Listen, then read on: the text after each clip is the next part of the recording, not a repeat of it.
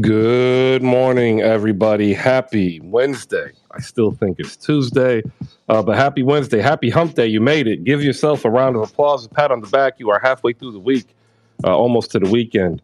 And we have some some basketball to talk about. Not just basketball, but the life of basketball. Steve Nash out. Jacques Vaughn in. Jacques Vaughn out. Ime in. We'll talk about it. The Warriors 3-5. More importantly, they're 0-4 on the road. We dissect because something's not right in the Bay. The Thunder are no longer the tanking Thunder. 4-3 now, 3-1 at home. We'll get into that. SGA getting the MVP chance, and then the Phoenix Suns.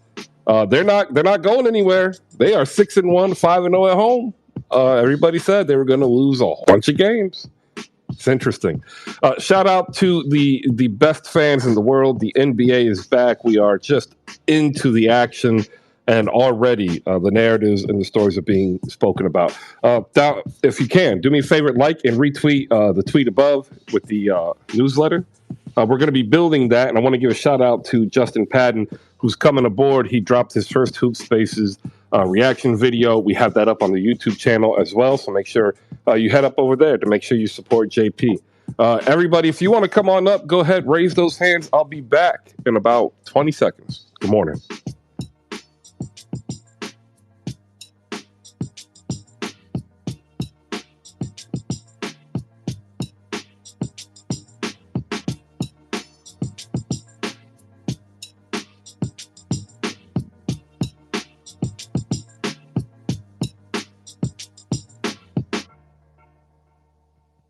All right. Good morning. Good morning. Good morning. Happy hump day. Happy Wednesday, November the 2nd, 2022. You are here. I am here. And we are here to talk some hoops. If you want to come on up, just like Bankai did, raise those hands and come on up. If you can't, cool. You want to be part of the discussion? Dope. There's a chat box in the bottom right. Hop in there, say what's up to the good people. And remember, be nice. I say that because the last couple of nights and days here on Twitter, it's been a little back and forth with some people. We've got some Nets fans who are getting their comeuppance from previous statements. We've got an entire section of fans who are still shocked and bewildered that it took this long for Steve Nash to leave Brooklyn, and that is where we will begin today. So if you do want to start off, raise those hands. Good morning, Bankai. It's good to see you. How are you doing, my friend? Good morning, Chris. I'm doing good. How are you? Good morning to the room. Just point out real quick that Zach Levine performance in the fourth quarter was absolutely crazy. Yeah, man, he couldn't miss. He couldn't miss. He was just like a flamethrower. I was excited watching that actually. Yeah, I put a tweet out.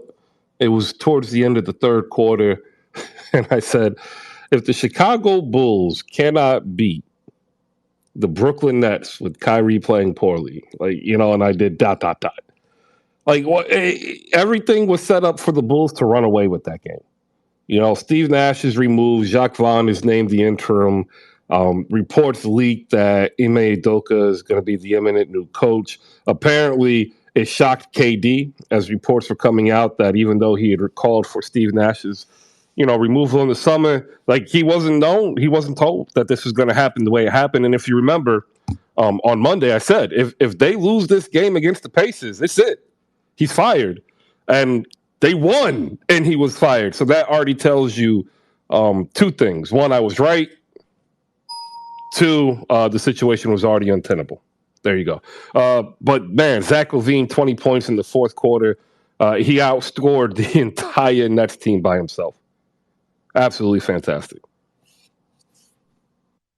Yeah, absolutely great performance. I mean, that's one of the best individual quarterly performances so far, I would think. 20 in the fourth. And also, I was very surprised to see how quickly the news from the Steve Nash stuff spread out, like in terms of like other NBA players answering questions after their practices. Like I'm sure you were aware, they had reporters asking Nick players and even Tom Thibodeau like how they felt about Steve Nash getting fired. That was pretty quick. Yeah, so it was one of the worst kept secrets, right, in the league. We all saw what happened in the offseason with Brooklyn. Kyrie Irving tried to figure out a way to get to the Lakers. Apparently, KD was granted the ability to talk to teams to potentially find a trade. And like you find out later that what KD was doing was trying to keep Kyrie in Brooklyn, and he was more wanting to remove Steve Nash, and it was the worst kept secret. So when they started out 1-4, the writing was already on the wall. The question was there going to be a loss bad enough that the Nets would be able to fire him, right? Like that, and it's an image thing. Like this is really weird. We will get into this in a little bit later, because this is peak peacockery at its finest.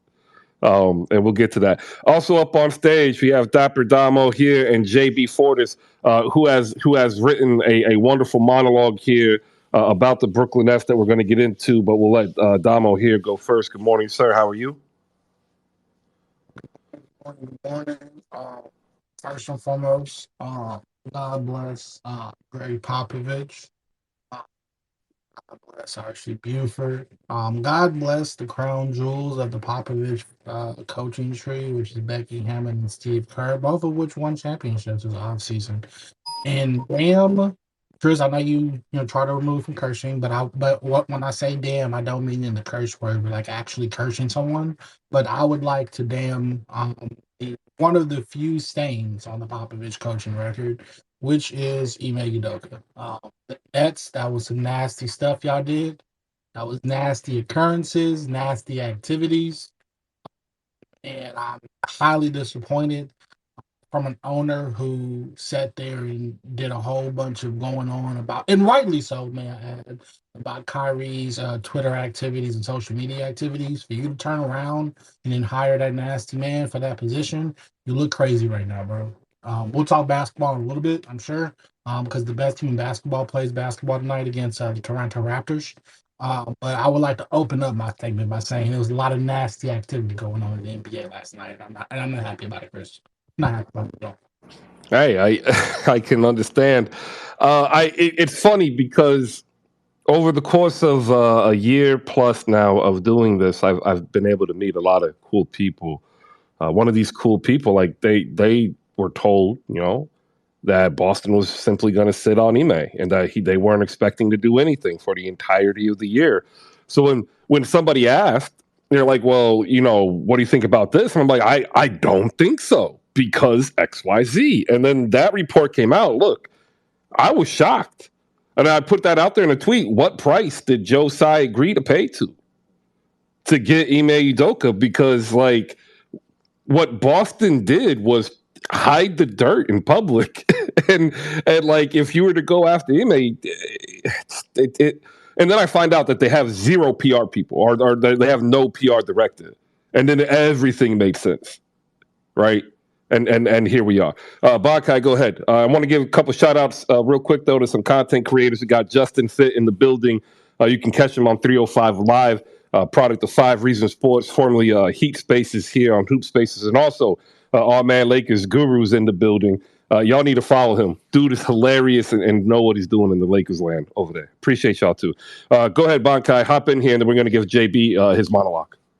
So I know we're all talking about Steve Nash's poorly done coaching job, and some people think, okay, maybe he shouldn't be coaching on other teams and whatnot. I still think he has a calling in the league, but not as a head coach. To me, I would like to see him be a player development type of guy. I think he can. I think he'd be good working with other point guards, guards in general. I don't know how you guys feel about that. Steve Nash will be another head coach in the NBA. Wow. Okay. How long do you give it then? I think all about Chris. I'm not necessarily sure how long, but if he wants to coach in the NBA, he will get another job. Here's why. Until this year, where they opened up 2-5, he's got a winning record. It's a career winning record of 58%. Now you can argue, oh well, it's because he has KD and Kyrie. He didn't have Kyrie. Kyrie literally missed more than a season's worth of games. KD literally missed more than a half a season, almost 2/3 of the season's games. Like, he has a winning record playing with the likes of LaMarcus Aldridge and Goran Dragic. The issue, like all great players generally have, is they can't effectively communicate what they want to the players. Like, look what Zeke did. Like, Zeke was not a great coach either. And like, I put that kind of on par, but like, if he wants another shot, he's going to be able to say, I walked into a pressure cooker situation. I lost most of my best players, and we still had a winning record, made it to the playoffs both years that I finished, regardless of the end result of the playoffs. Which, by the way, he has a 7-9 record in the playoffs, which there's plenty of coaches who would kill to have that because they never made it. Just saying. Dom, I'll hop in. One, while I don't think that Steve Nash was the problem in Brooklyn, I also don't necessarily think that Steve Nash was just like a great hire. All that being said, something I hate, like when we have conversations about this, is we always assume that NBA owners and NBA general managers always make good decisions. Do you have any idea? Oh, I'm sure you do. Any idea how many bad hires happen every coaching cycle? How many bad draft picks? Every time we come in here and we talk and someone like proposes a trade and everyone goes, oh, and Chris, I immediately did this to you yesterday. Oh my God, that makes no sense. You know how many stupid trades happen every year? Like we'll stay.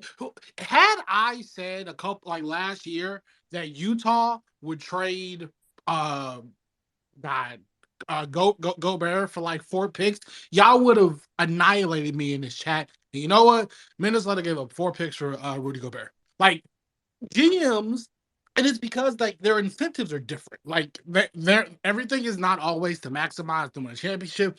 Sometimes they're just trying to get their job. Billionaires are stupid. As someone who has worked with a lot of them in my day, an owner might hire Steve Nash just because they were a Suns fan growing up, or they wanted to play point guard like Steve Nash. They do stupid stuff all the time.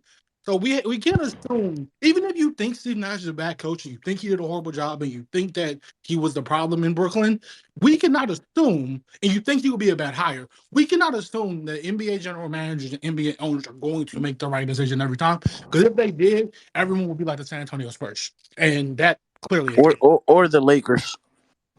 Excuse me? Okay, now you just doing that on purpose, man. Why you gotta bring the Lakers up in here and then firing Frank my Vogel? Man Guru down there, dog. I had to.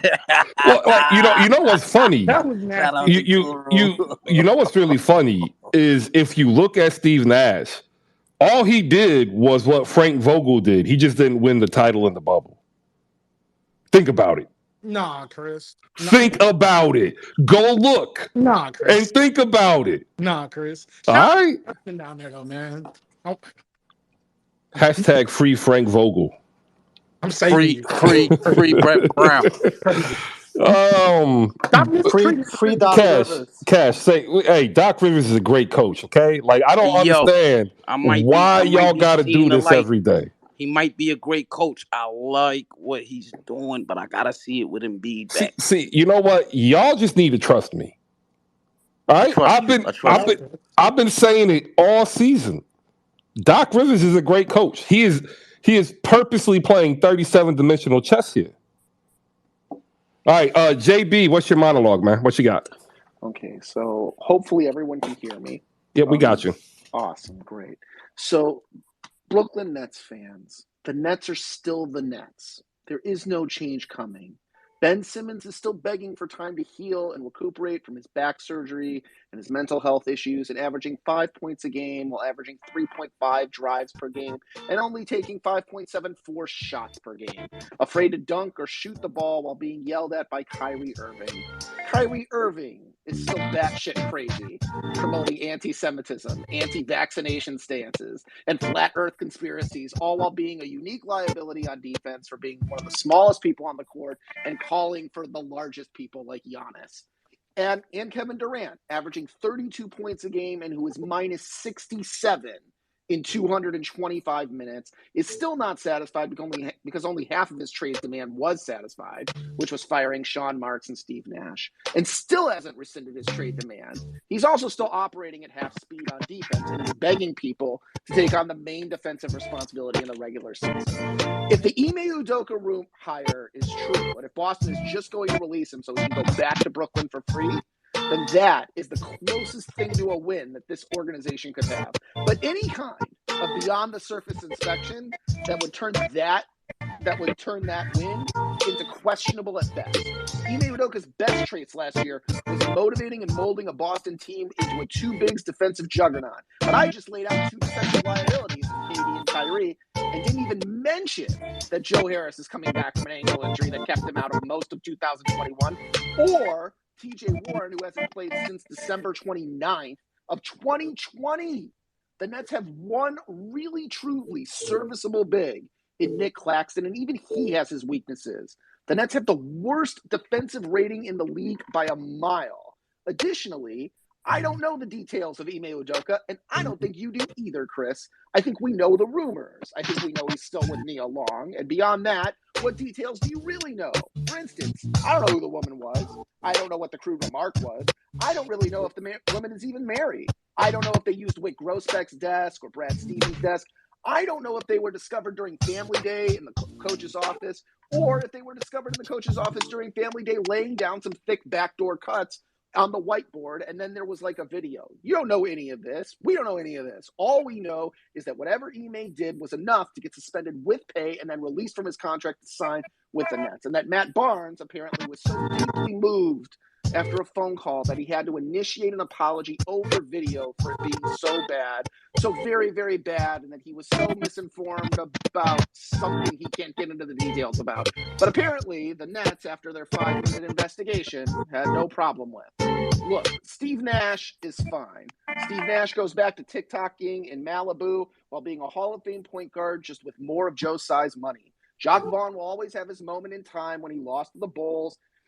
When he lost to the Bulls as the head coach of the Brooklyn Nets, and that time in the bubble where the NBA champion didn't even have a parade. But the only way out of this, really, Brooklyn, is a mega trade. Hit the reset button hard and trade KD, Kyrie, and Ben Simmons for AD, Russ, Kendrick Nunn, and Pat Bev. Yes, it works in the trade machine. No, you're not getting any picks. You'll be fumigating a house. You'll be resetting the entire machine with AD and being a major player in free agency with all your picks after 2025 and some bonus ones you picked up in the Harden trade. And if you don't do that, if not that, then this. Thanks, Chris. All right, ladies and gentlemen, make sure you tap into JB4 this 8 a.m., the NBA NFL Now here on Spaces. That was a good one, JB.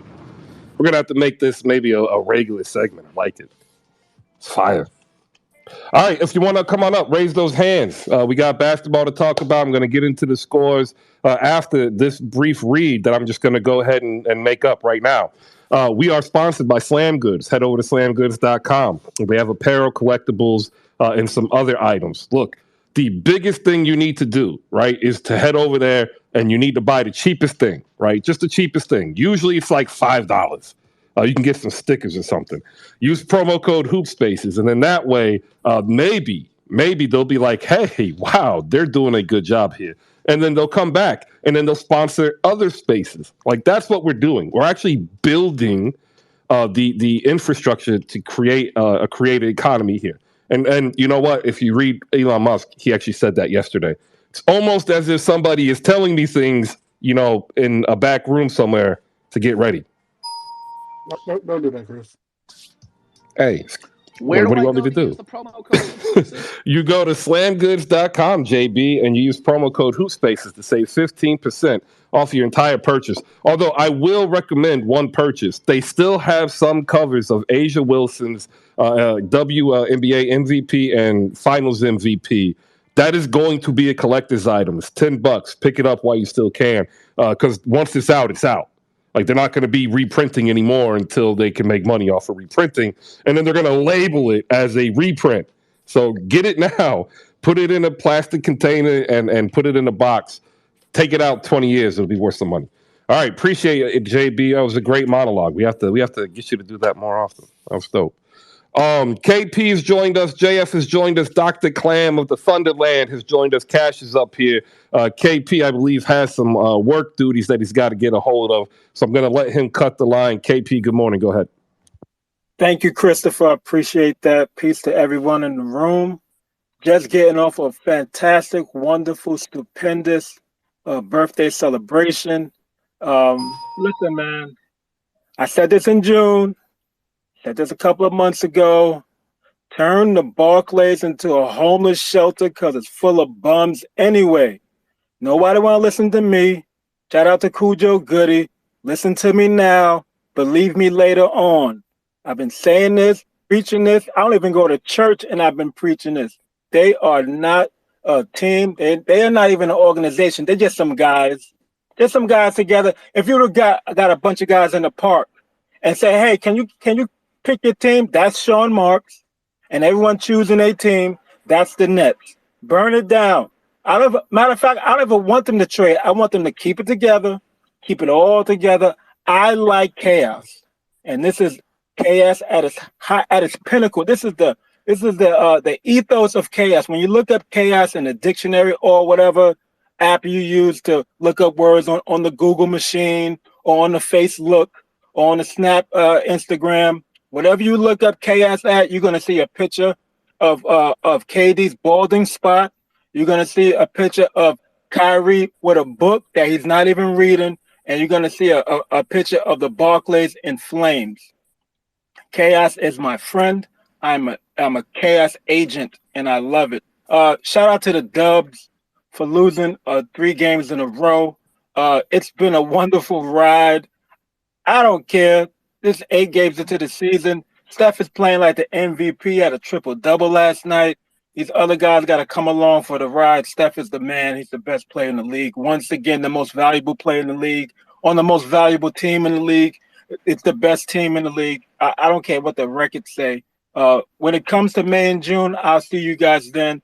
And shout out to me for having a great birthday. Just a recommendation for anyone that wants to have some fun. It's just like bowling. Go do Top Golf, guys. It's really fun. It's really entertaining, especially when you're like me and I beat down my best friend and she hasn't spoken to me since. So yeah, man, I love it. Peace out. The hate is hard, ladies and gentlemen. Give him a birthday round of applause. We'll let JFK hop in here as KP's got to get going to work so he can get a parting shot as the Miami Heat beat the Golden State Warriors. Then we'll go ahead and break into the action from last night. Appreciate everybody. Go ahead, JF. Yeah, Chris, good morning, man. Appreciate it. KP, good morning to you, sir, and happy birthday to you, sir. Hope you had a great weekend because I know your Dubs haven't had a great weekend. So we go ahead and talk about that right now.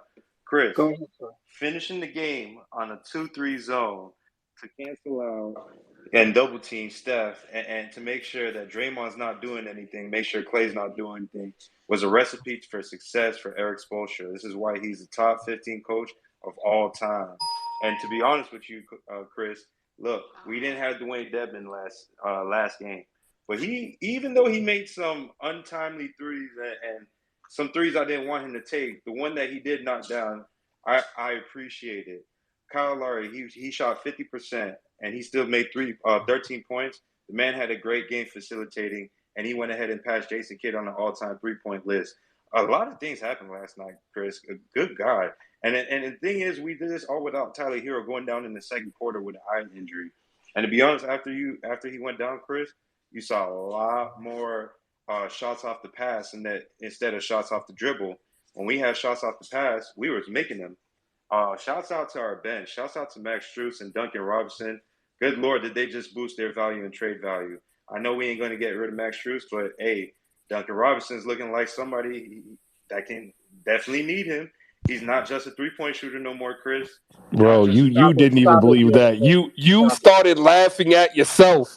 Hey, Chris, but it's all about the boosted trade value. Look, it was a good thing seeing George Niang the other night, so I'm going to say it's a good thing seeing a better Duncan Robinson last night. But again, Draymond is still who he is. Again, he hasn't been able to do what he needs to do. He's not worth the $25 million. Even without a four, it doesn't even matter. It kind of cancels each other out when Draymond's playing, and that's who finished the game for them, Chris. But look, we can move on from that. Gabe Vincent, he only had 9 points, but he was like a plus 29. Shouts out to him. That's how you know the bench is working, Chris. We had to go against their bench. Wasn't that good. Clay looked like could have had he lost a step, but I'm not going to fault him for that. Like he said, he went through 2 injuries, but again, overall great matchup, Chris. And I said this: if we went to the finals, Chris, if Jimmy Butler made that 3, Yeah, look, would have got swept. he would have gave them hell, Chris. You would have Jimmy got Butler would have swept gave out them the hell. building. Look how KP's trying to interrupt It me, would have Chris. got swept He's just trying to like save the got beat Warriors right now. erosion. He said The he wasn't worried, but beat he has to erosion in interrupt me. Miami. Oh man, we already here at 10:30 in the morning on the East Coast time. I want to take some time out and thank everybody who made it into the Nets Steve Nash funeral yesterday. It was wonderful. If you missed out, I'll get the recording. We have, ladies and gentlemen, the Tony Snell award winner from last night in this Miami Heat Golden State Warriors game. Shout out Jordan Poole. 30 minutes, 3 for 10. 9 points, 2 assists, 2 rebounds, 5 turnovers. Every one of them mind-boggling bad. Like, you could put it on repeat bad and just lose yourself in that moment of zen. That's right, because even turnovers can become moments of zen. And you just have to sit with it for a minute and let it hit your soul. All right. Go ahead, Jay. Finish up, man.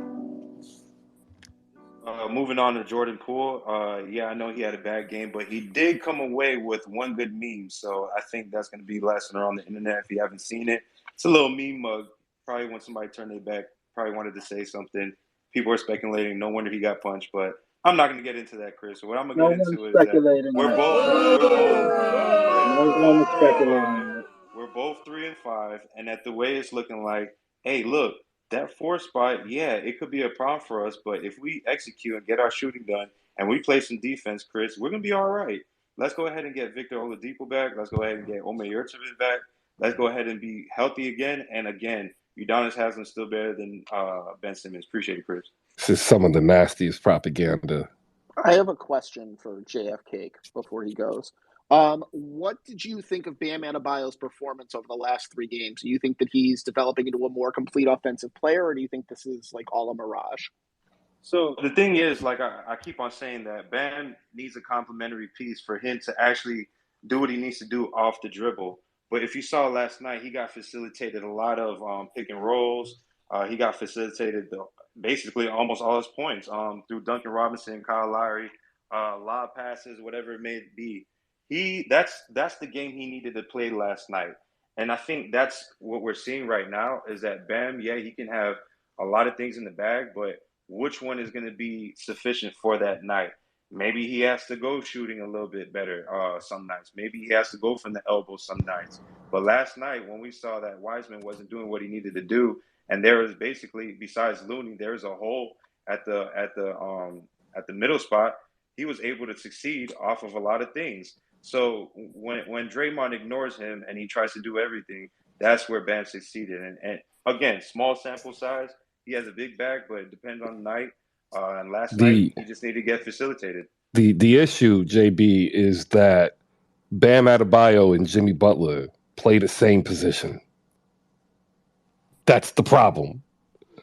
You can say that Jimmy Butler has actually gotten a better shot from the outside range, so it's kind of spreading the the field a little bit. Yeah, more but for you Bam. notice how you're not saying I'm wrong.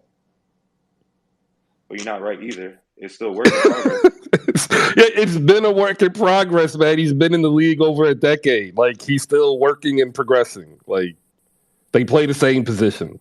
Okay, but Chris, you're acting like people fall off like as soon as they get to year 6, I'm, fall off like I'm that. not saying No, he's falling people off. get better. I'm When you get older, saying you get a shot. I'm saying they play the same position. That's always been Miami's problem.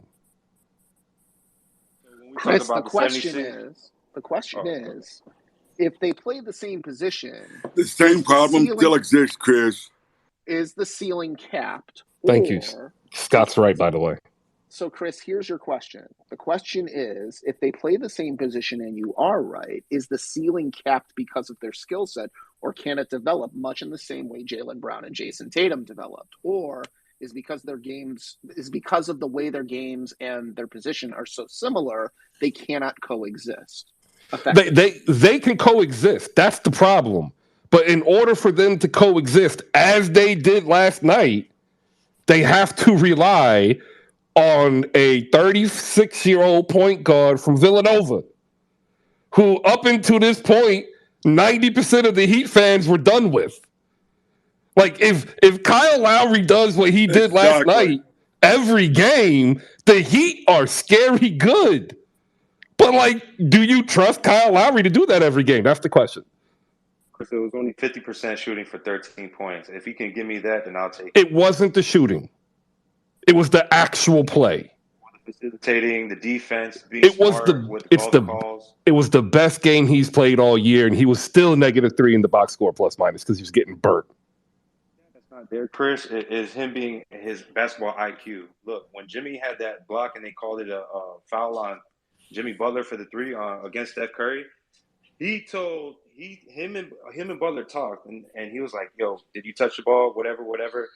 Kyle Lowry knows more game than Jimmy Butler. Jimmy Butler would not have called that challenge if it weren't for Kyle Lowry, just because Kyle Lowry was like, that was an actual foul. That was an actual foul. So it wasn't. All right, let me get moving on. We got restless people. We'll go next up to Damo. We got Brandon. We'll get Scott in here. What's up, and Nash?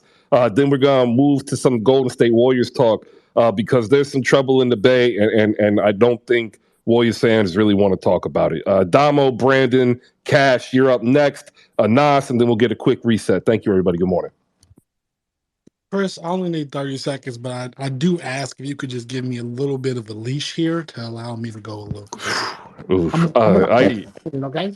I mean, like, if I'll mute if it's bad, man. Like, just trust me here, all right, buddy? All right. From time to time, consume substances that come from a tree or a plant, and it can adjust the way your brain functions. It helps with my anxiety. I got a prescription for it, so it's all legal, right? Now, Chris, right, is because you can't just start on consuming what I consume at the highest level. You understand? We have something that's called gas, called fire, called killer. If you just start on that, Chris, you're going to be sitting on the ground, holding on to the grass, hoping that you don't fall off the earth. You got to start with something that we affectionately refer to as mid. And what I wish more NBA teams and NBA fans understood is it's okay for your team to be mid for a little bit as y'all work y'all way up to gas. When I watched the Miami Heat game last night. You know what I saw when I saw that Miami Heat team? Oh, they some mid, but they some good mid, Chris. They some mid where if they can maintain this mid for maybe a season or two, get that Kyle Lowry contract off the books, let Bam develop a little bit, see what Hero do, draft, develop. I know that that's a curse word to a lot of NBA fans. You're always trying to throw picks around and get all-stars. Draft and develop a point guard. They can be some guys and they can win the title. So this is Damo's message today to all NBA fans. It's okay being some mid for just a little bit because you can't always be gas. Because if you get some gas and you don't know how to handle some gas, you're gonna feel like you're falling off the face of the planet. That's all. There you go. Brandon, what's up, man? How you doing? Oh, I'm doing great. We have Ime Udoka coming in. We got hopefully Ben Simmons coming back healthy. He's going to be spry and ready to go. We got Warriors fans talking about us, but they only have one more win than us. So you guys are just as dysfunctional as we are to start the season. In Nets world, it's going great. We have everyone jumping up the deep end because we're 2-6. Yeah. Well, you know what? If they're jumping off the deep end, that just means the boat is going to be easier to rise, right? Let's wait. Yeah. I mean, I'm got to get excited. Positive. Last night, I wasn't really too concerned because you had Jackie Bond coaching. Lineups were terrible. We resorted right back to ISO ball. So it wasn't really – it was still like Steve Nash's aura was still there. Once Udoka gets there, it's going to be beautiful because we're going to have finally structure defensively and offensively. I think we're going to flow a lot better. And Yeah, I think it's And going to be great. you're doing that on the presumption that Ben Simmons is not going to have a back injury. No, I think Ben Simmons is fine. All right. I think a hoodie here, bad guy, is scared of Ben Simmons. And when we go to Philly in mid-November, Ben Simmons is going to eat them alive. All right. I like the confidence. And Cash, come on in. He just called you and you're up next anyway. Yo, What you got? And top then of the after you, we'll go to morning. Scott. Top of the morning. Chris, it's only, look, KD and Kyrie. Guess Nash is going and Harden is going. That experiment is 50% over. But if since they got Ben Simmons and they want to keep going, go ahead, bro. What I know about Ime Udoka is that he is not afraid of confrontation and challenging his players. And I don't know how good Ben Simmons is with being challenged in confrontation. And Kyrie Irving neither. So Cash, there's a whatever difference Brandon, between what go ahead. Udoka does and what Doc Rivers does. Two different things. Because Udoka still shows that he loves you. Doc Rivers kind of just throws you under the bus and kind of Doc just leaves Rivers it there. he's I still don't know also how a great Doc coach. Rivers got involved in this conversation at all. See, they just deflect. That's what they've been doing to me. They deflect. Because the truth hurts, Brandon. I watched it last night, Chris. I watched a couple of these games you talking about, And it's crazy how, like, I need at least Boston was playing some defense, right? Before Udoka got there. They was playing defense. So, like, where's he gonna get the defense from? Is Zach LaVine single-handedly just outscored this team by himself in the fourth quarter? Bad guy. Come on, man. Did you see? Did you see the Was defense I last wrong night? about that? They were setting screens, and both of the guys that was guarding Zach LaVine left him wide open for three several times. I don't know. I don't I know. He think was hitting every a lot single of shot shots he in shot people's last night was faces. wide open. That doesn't Listen, man. happen with Ben Simmons in the game. A wise man named Zim. He runs the Who They Bengals spaces. I run into him when we do the Warzone NFL thing. He once told me the analytics is for losers who just want to take a deep dive. So I don't know how y'all want to analyze this, bro. Ain't nothing popping. This is how the cookie crumbles. The dominoes have starting to fall, brother. But you know what they say. Some people don't know it's over until it's over. I'm That's loving this shit show over there. I'm loving this shit show in LA too. Does that mean The Joel NBA Embiid is is in a finished good in Philly? space. They're in a good space. I can't even go 2 days without watching it. They make sure the most I go is 24 hours without watching the Nets shit show or the Lakers shit show. And I've got November 13th, next Sunday, on my calendar circled because it's the shit bowl. The Lakers versus the Nets. Oh my Let's God! fucking go. The Sixers are 4-4. Doc Rivers is a top 15 coach all time. Tell me where I'm Chris, a wrong. good product sell itself. No matter how much you try to sling that, you know what I mean? The people ain't buying. Appreciate you, Cash. Up next, we're going to give a few seconds for him to catch up. My friend Scott, a.k.a. Nothing But Heat's going to come in here and hopefully drop some knowledge on the Heat game last night. We'll go ahead and get into some of the box scores. And we will provide some analytics because we are losers here trying to go on a deep dive, apparently. Yeah, that's some mean stuff, man. Zim? You said his name was Zim at that? Zim Who They from the Bengals Nation. Rule All of right. true. I got to run into this Zim dude. The dude sounds kind of funny. All right, Scott, you with us? I'm not trying to keep up with all the closed captions going on. Is there something happening with the Brooklyn Nets? Is something going down there? Steve Nash was. I'm sorry. Sean Marks and Steve Nash had agreed to I part know, ways. man. Yeah. It's something new every day with the Nets now, but I'm just trying to keep up with everything.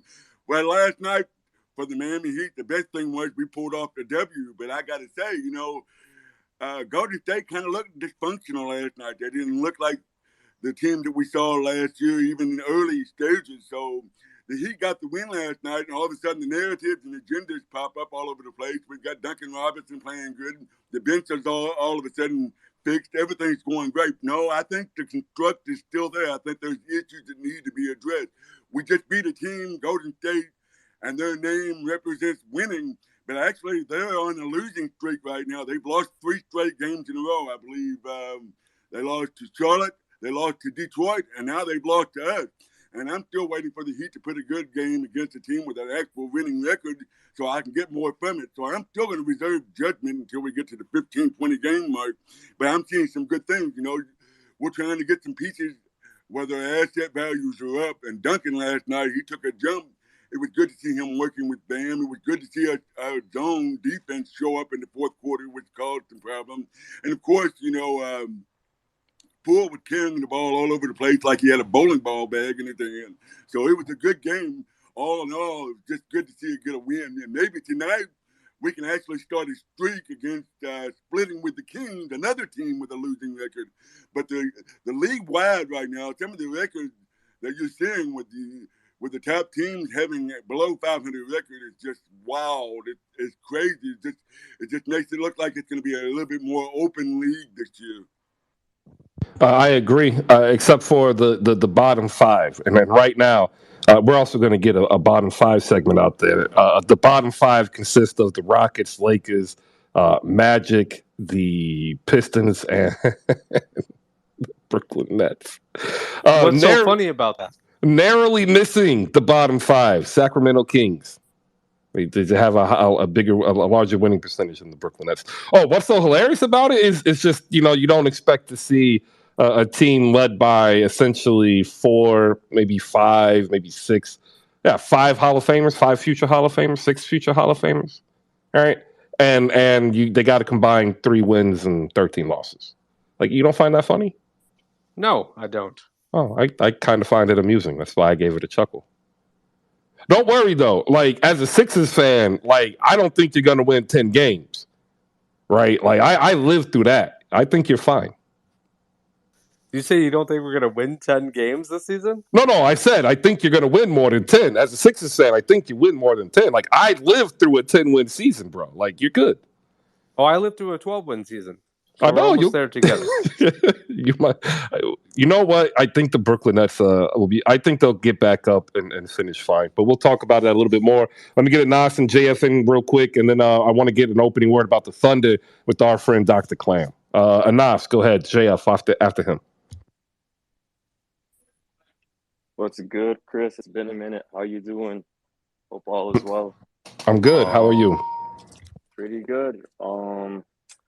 Really had fun last night watching my Heat win, but I got on Twitter, and all these people be talking about this foul, except their damn turnovers.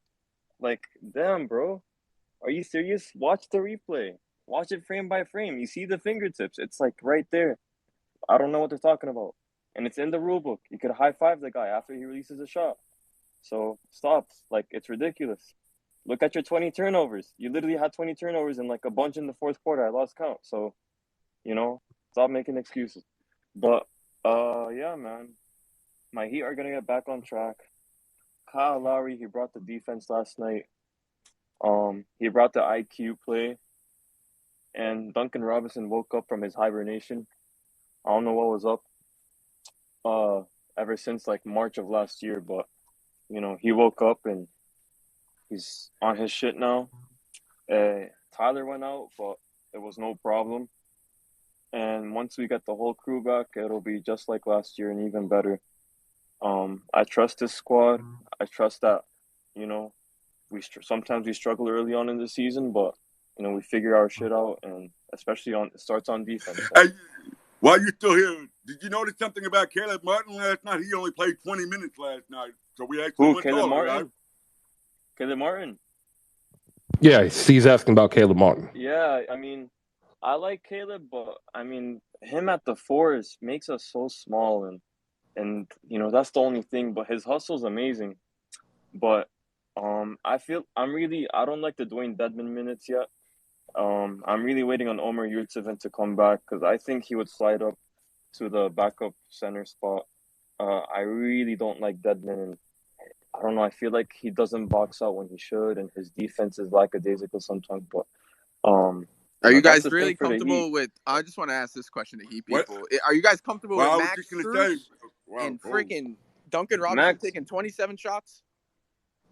I'm good with them, bro. Yes. Like, Hell look at the threes no. they made, There's and no look at their way. percentages. Nah. Look at what it creates for the offense. It opens up opportunities. That's People just not stick going to to win them. you games anytime in, like, you know what I mean, Yet playoffs. it just I mean, won them a it game. literally No. I'm got us just saying from in Eastern Yeah, playoffs, Conference in a Finals playoff to a Game setting. 7. So I don't. like it just won them a game. Literally less than 12 hours ago, they went into the locker room as the victor with Max Strus and Duncan Robinson getting 27 shots. Like, don't move the goalpost and then say the playoffs. We got 75, 74 more games. Don't do that, Gio. You get called out here. It'll be bad. No. All right, so I Yeah, can't move it to man. the Come playoffs. Then on. I'd Come say on. let's move it to No, like see. All right, Bro, Like it literally got us to Let's a move it's it Game not against your 7 turn, Milwaukee. Gio. Conference Let's move Finals. it What are against you Milwaukee talking or about, my Boston. guy? I'd love 27 shots out of them. Not your turn. All Read right. the room. Finish up. I just have one more thing.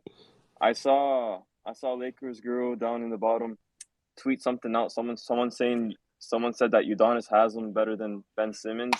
I mean, when you talk about the net like positive, the net benefit that someone brings to a team, how can you not deny that? Like, that I feel like that's that's gospel right there. But whoever said that, bless them and praise them. You talk about the That was leadership me. and That was JFK. appreciate Kid, you, look, man. No, you, hey, that you, was legit. you. Oh man, look, I get it.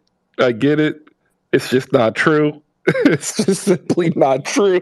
Nah, bro. But when you're playing like 15 minutes and you're fouling out, like how is that beneficial to your team? Like I don't know. Whoever You thinks can't that put it any is other way. Truth is smoking there. some heavy drugs.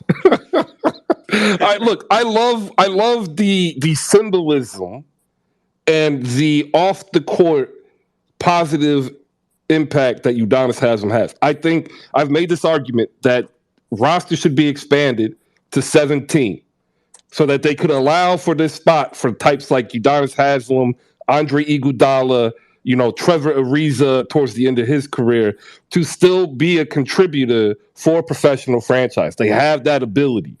But don't say that Udonis Haslam is better than Ben Simmons on the Hey, Why not, basketball Chris. court. Chris? Hey, Chris. It's a subjective Yeah. league, you know. I, All right, man. But I I appreciate love you it. having me. And until next time. I'm gonna give you a point. Hey, look, if you're gonna ride and die with UD, I'm for it. I am. Like, that's dope. Like, you and JF really made the morning for the Heat, and I got tears in my eyes. JF, finish up, and then we're gonna get a couple more people in here, and we're gonna talk some Thunder because it's time. It's time for another propaganda, push here that I've been making. It's time to hail Sam Presti as the best GM in the league. Period. Go ahead, JF. Yeah, Chris. Just the final things I was gonna say. Look, if you look at the numbers, man, Golden State really, really beat us. If they beat us on rebounding by 2, which we kind of had better, but they had 20 turnovers, and we had 42 points in the paint. So that means that we are definitely missing Dedmon in the first game, and I think Wiseman was put on check. But the main number I want to look at, Chris, is the free throws. We went 20 for 20, perfect from the free throw line.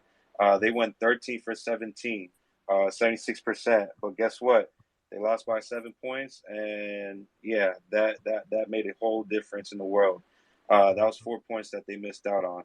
But just moving forward, Chris, yeah, it looks like that Clay and Draymond may have lost a step. They may need to look at a different type of lineup going into the fourth quarter.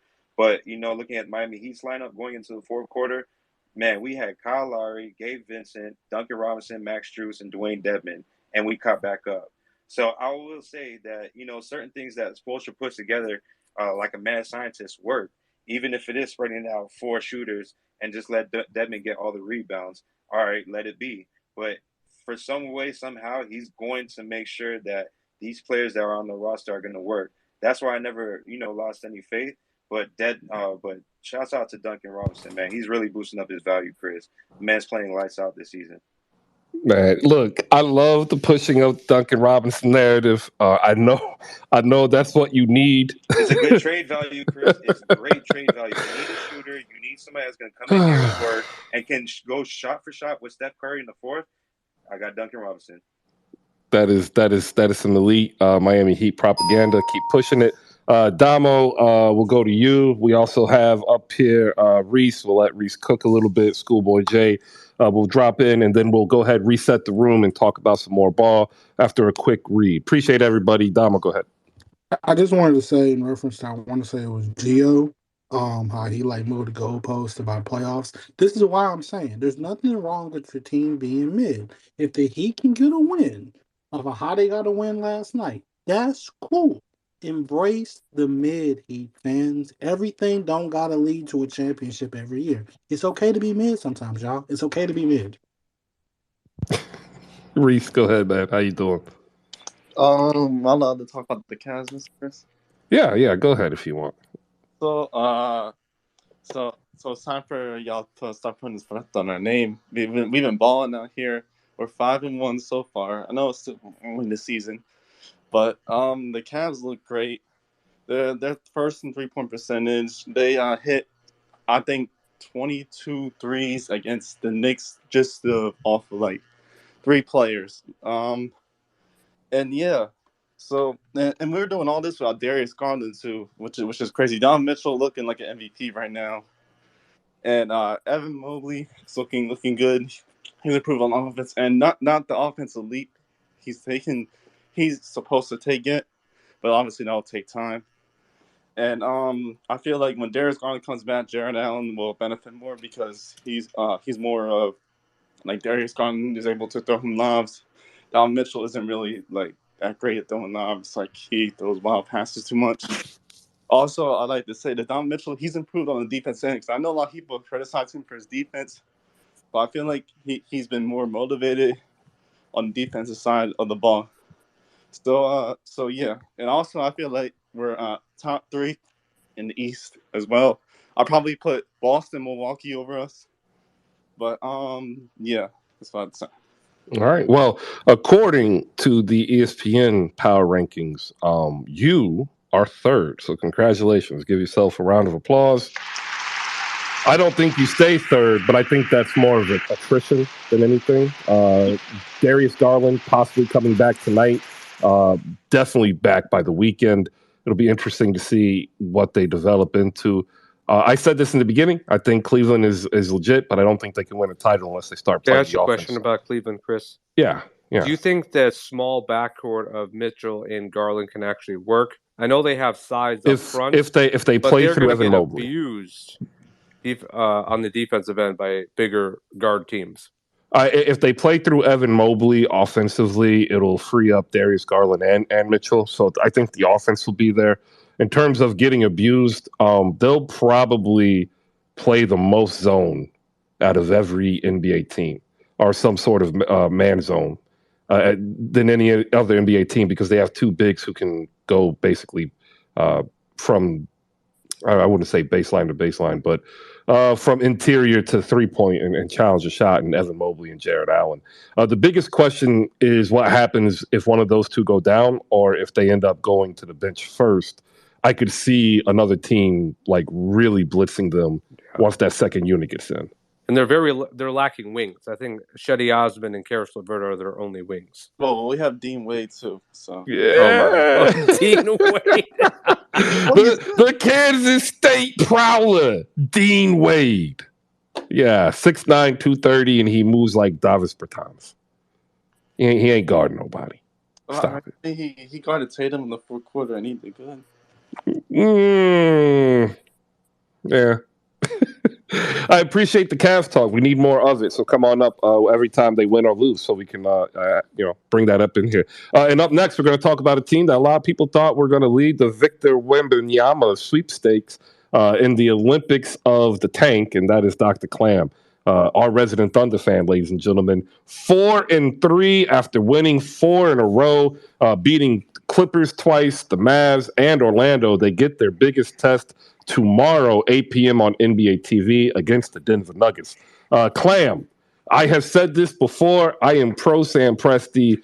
He has developed a system that will have Oklahoma City being perpetual contenders. But I think even for me, I am shocked at the speed of which he does this. Because I think starting next year, there's a legitimate chance that they are a top 6 team. What do you got? Good morning, everyone. Welcome. So, you already know my propaganda for Sam Presti, for Shea. We'll get to Shea in a minute. I've got a whole thing for him.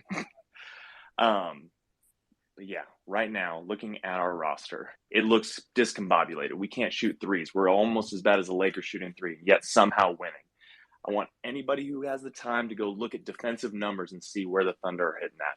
Top 5 defensive rating. Mark Daignault, unknown. He talks like a 70-year-old man, loves Bruce Springsteen, but the man is a defensive genius. He has guys that most people haven't heard of running their asses off, hitting screens, and getting one of the best defenses in the league. On to last night's game. Sorry, it's midnight here, so this earlier today for me. Against the Magic. Rebuilding team, good players on there. They were actually out hustling us. They were out thundering the Thunder. We were down like double digits fourth quarter. Turned it around. There's a couple things that happened there that I want to take you through. Number one, Shea, again, we'll get to him. Jeremiah Robinson Earl. Not a flashy name, not a sexy name, but he is going to be, unless we strike it rich and get Wembanyama to put next to Chet, that is the pairing of dreams for Chet. He is the guy that does everything you want to do. He is the get in the gutter, get in the paint, and fight for everything. He came in, changed the complexion of the game, plus 22. Him and Poku were making life miserable for guys that had 75 pounds on them. Go back, I love Trey, man. I know, Chris, I know you love Trey, man. I don't even need to start with the propaganda on him. He's amazing, going to continue to be amazing. The step back three, mwah, beautiful. Ousmane Dieng, there's a little stretch of 3 minutes in the first half. The flashes are there. Sam strikes again. 3 mid picks for him. Thank you, Knicks. Going to take him and stash him away for the titles run in a couple of years. Josh Giddey and Shea, there's still some problems getting them together. They're better staggered right now. That's going to be a problem. We got to fix it, but we got time. Together, they can be something spectacular. You can never have too many ball handlers. Everything depends on his ability to handle and shoot. All right. So here's my Shea talk. I started the season banging the drum for Shea for All-Star game. That's done. He's an All-Star. He's here. He's him. He is Timothy Turner. He is him Duncan. He is here, and he is a superstar 2 ways. Now, most of you probably didn't watch the game last night because we were stolen away from our one TNT game so y'all could watch the Knicks and, Bulls last night, or the Nets and Bulls last night? Whatever, that's fine.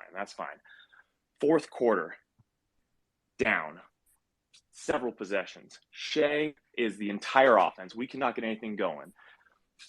That player, 2-guard, has some defensive issues in the past, usually hide them on a shooter in the corner. He said no. Points out Franz Wagner, says, I want him. Shuts the Magic's defense, or shuts the Magic's offense down. They cannot move anything. He gets steals. He gets blocks. He is working his tail off to disrupt that on the defensive end, comes back and hitting mid-range jumpers like, you want to say DeRozan now, but I saw a little bit of Kobe with some of those step backs. It was beautiful. The man is getting that third level. He has the drives to the rim. He has the 3-point game, but he is developed into a true 3-level scorer. And the last thing I will say, he is trusting his teammates. Close game. He gets double teamed less than a minute to go. He sees his friend, his compatriot, Lou Dort, hits him for a corner 3. Bam, game done. Shea, all NBA. He's going to get votes for MVP, and I am going to put it down right now. The man will be an MVP in his career. Bam, done. Wow. That's some bold statements. We have a show for this. It's called Benchwarmers. We're going to be moving it to Saturday night because we were told that they like it, but they just can't make it at the original time. That is where that needs to go. MVP votes, ladies and gentlemen, for Shea Gilgeous-Alexander. That is some heavy propaganda. Everybody give Clam here a round of applause, and thank you for staying up to midnight, coming in here to spread the love of the Oklahoma City Thunder. Who, by the way, always. they can get Victor Wembanyama without getting the top overall pick. And people like, oh, no, that would never happen. Okay, if you are a GM of the team with the number one pick and your team sucks and they go to you and say, here's 10 first rounders and 2 guys in their rookie deals, you think they turning that down? Like, what's the value of a generational talent? Is it perpetual asset capital management, or is it that one player? What you got, Damo? In the NBA, you need 3 guys who are the highest level of competition to win a title. Which to be clear, I don't think Victor Wembanyama is that guy because I don't think he's gonna stay healthy. But if you believe he is that guy, which 99.9% of the NBA believes he is that guy, then there's not an offer you can give me. Like people are saying he's a better prospect than LeBron was. If you were if you were another team and you had the opportunity to draft LeBron in 2003 or get 10 first round draft picks, you'd be an idiot not to draft LeBron. Like it's the NBA. One guy can make sure that you are a playoff contender for the next 20 years if you do it right. And then you just need to figure out how to maybe luckily get 2 other guys. Yeah, no, I'm not arguing for either side. I'm simply saying if you are a GM, your first responsibility beyond winning is actually creating a profitable product. And like if you look what Sam Presti has been able to do, he's garnered and struck first claim, actually second, because Sam Hinkie was the first, and garnered and cornered the market on draft capital. Like that, absolutely. And I like the Sam Presti is a former Spurs scout, drafted Tony Parker. So like you just brought up, well, what if Victor doesn't stay healthy, right? Like that's one thing the GM's going to have to weigh. Like, do we take the current value of, let's say, Josh Giddey and Jalen Williams, either one, and package that with unprotected multiple firsts and say, hey, we're willing to gamble here and say you won't pass up what would be essentially a full decade of unlimited draft capital. Like that's hard to push away. Right? Like that's just me. Let's get Jay in here and we'll get Damo's thoughts in a second. Jay, your thoughts. Jay the Wakandan. Hate to see it, bro. All right, hop in here, Damo. We'll get you another run in here. I know Dr. Clam agrees that would probably be Presti's move. Can you hear me now? Oh, now someone's talking. Yeah, no, man, sorry. I was trying to get out the building and I forgot to push the magnetic button. Good morning, everyone. I love conversations like this. I really like to get into the nuts and bolts of why front offices do what they do and the philosophy of it. And Damo's right in that you take the transcendent player because the draft capital is multiple lottery tickets at a really, really bright future to get the asset that is Victor Wembanyama. Because if you do take the picks and because the thing people don't understand why Victor is arguably the greatest prospect of all time is because if he hits 80% of his potential, which is Rudy Gobert that you can count on for 20 points a game, he's still top 10 of all time. If he wins 5 DPOYs and he averages a legit 20 points a game on efficient shooting, he's top 10 of all time, regardless of championships, regardless of all-stars. Just the numbers he'll accumulate in what we'll assume, let's say, to be a 12 to 15-year career. Like, that's what you're giving up. And that's the kind of player that single-handedly can almost guarantee you 50 wins. If he can almost single-handedly guarantee you 50 wins, that's a playoff team. But that's the thing, is he can't. We don't know. It's the Donald Rumsfeld argument. There's known knowns, there's known unknowns, and there's unknown unknowns. And like every time we use the word if, we are hitting the unknown unknown. But so Yao Ming should have been a top 5 center all time. I mean, but the draft picks are the ultimate unknown unknown because but not the capital value of the draft pick. Like yes, it is, Chris. Because here's the thing: sometimes you get lucky, and I know I'm gonna jump to another sport where the three draft picks and they got from Laramie Tunsil, the Miami Dolphins were able to turn those picks into actual talent, right? But sometimes, because all right, think about it. 1996 was over 20 years ago. So if you get 10 draft picks, you're only passing maybe half of the time to get another generational draft. So in between that, you're gonna get way more Anthony Bennett drafts that Giannis was in just so happenstance, in the mid tens of a pick. But you're gonna get a lot of Anthony Bennett drafts before you get to another '03 draft, before you get to another '96 draft. And so yes, the draft capital in order to give you the quote unquote asset freedom to make trades in the future to build a roster, yeah, that'll be there. But if Wimbyama is, like I said, 80% of who he is, those picks aren't lottery picks anymore. Those picks are low 20s. Because that's the gamble the Lakers made in the AD trade. That the picks were given to Anthony Davis, they're never going to be lottery picks because he's Anthony Davis. And now look at him. Well, that's a different situation though. Oklahoma City has stockpiled multiple firsts for multiple teams that'll have a different availability. And this is the list of names that you're going to be passing up at the potential of getting, right? Like Paulo Banchero, Cade Cunningham, Anthony Edwards, Zion Williamson, DeAndre Ayton, Markel Fultz, Ben Simmons, Cat, Wiggins, Bennett. You went Bennett, I go all the way down to Bennett. There's less Anthony Bennett drafts, right, than there are, say, DeAndre Ayton, right? So if you're telling me that if I get... Do you know what DeAndre Ayton's career numbers are? Hear me out. I know what they are, but this is the argument. You can then, in 3 years, get three players. Like you could get a Cade Cunningham and a DeAndre Ayton and a Paulo Banchero with the draft capital. So within 3 years, you have three young players versus one young player. That's the genesis of this argument.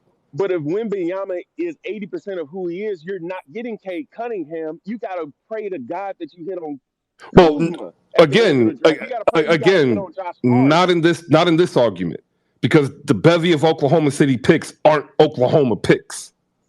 They're other teams' picks. But Chris, if you trade Wembanyama to Team X, you're not getting Team X, Team Y's, and Team Z's picks. You're getting only Team X's picks. That's getting Wembanyama. Well, no. Oklahoma City would get Wembanyama in this. The draft stash that Sam Presti's built up, they would convey from that team. They just come from Oklahoma City. So when you read the trade, it would say, "Thank you. Now you're getting it." Yes. Yes. Yes. Now you're like, damn it. He's got a point. You do have a point, and that does. You do have a point, and that does make the asset.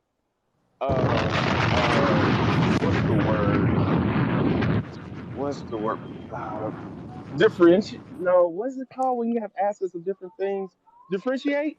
Diversify. Diversify. Thank you. You do have a diversified asset, so this does make this trade like a one-of-one possibility, a one of 1,000. Thank you. And that does change the calculus a bit, but you still take the generational talent. Do you? Yeah, give me a team. Give me a team. No, if you're the Sacramento Kings, what I was about to do, Jay. You gotta take the talent. You're too cursed. Sacramento Kings have had lottery picks drafted Nick Stockis and Ben McLemore. That's not my fault. That's not my fault. If you're talented enough to overcome your inability and your ineptitude, you take that player, you move out the way. Cleveland was horrible before LeBron got there because Cleveland is a bad basketball organization. Well, they probably were a bad basketball but Cleveland organization. Was a bad basketball organization, and LeBron corrected that. If you have, But to be fair, Dan Gilbert was going to correct it with or without LeBron. He has been No, that's not true. successful. That's not true. That is so true. It was Dan Gilbert's idea to You're not trade about Kyrie Irving for Dan Gilbert. Isaiah Thomas because in Isaiah Thomas he saw a small, scrappy, under 5'6" guy like himself. No, you're arguing one thing. I'm arguing something else. I'm arguing the business argument. He would have made Cleveland a viable NBA franchise. With who? You're talking about wins and losses. I'm talking about business. With Why are you yelling LeBron? at me? Because LeBron's draft pick literally added a $500 million in 2003 dollars. Oh no, I understand that. I am not denying that. What I'm saying is, without LeBron, he still would have made Cleveland successful, business wise. I saw those years without LeBron. No. Yeah, except that the NBA is about to sign like a $75 billion TV deal. Come on. Thanks to LeBron, not to Dan Gilbert. He had a stroke. Gave him Cleveland one of the best run they've had post or pre-LeBron. Right.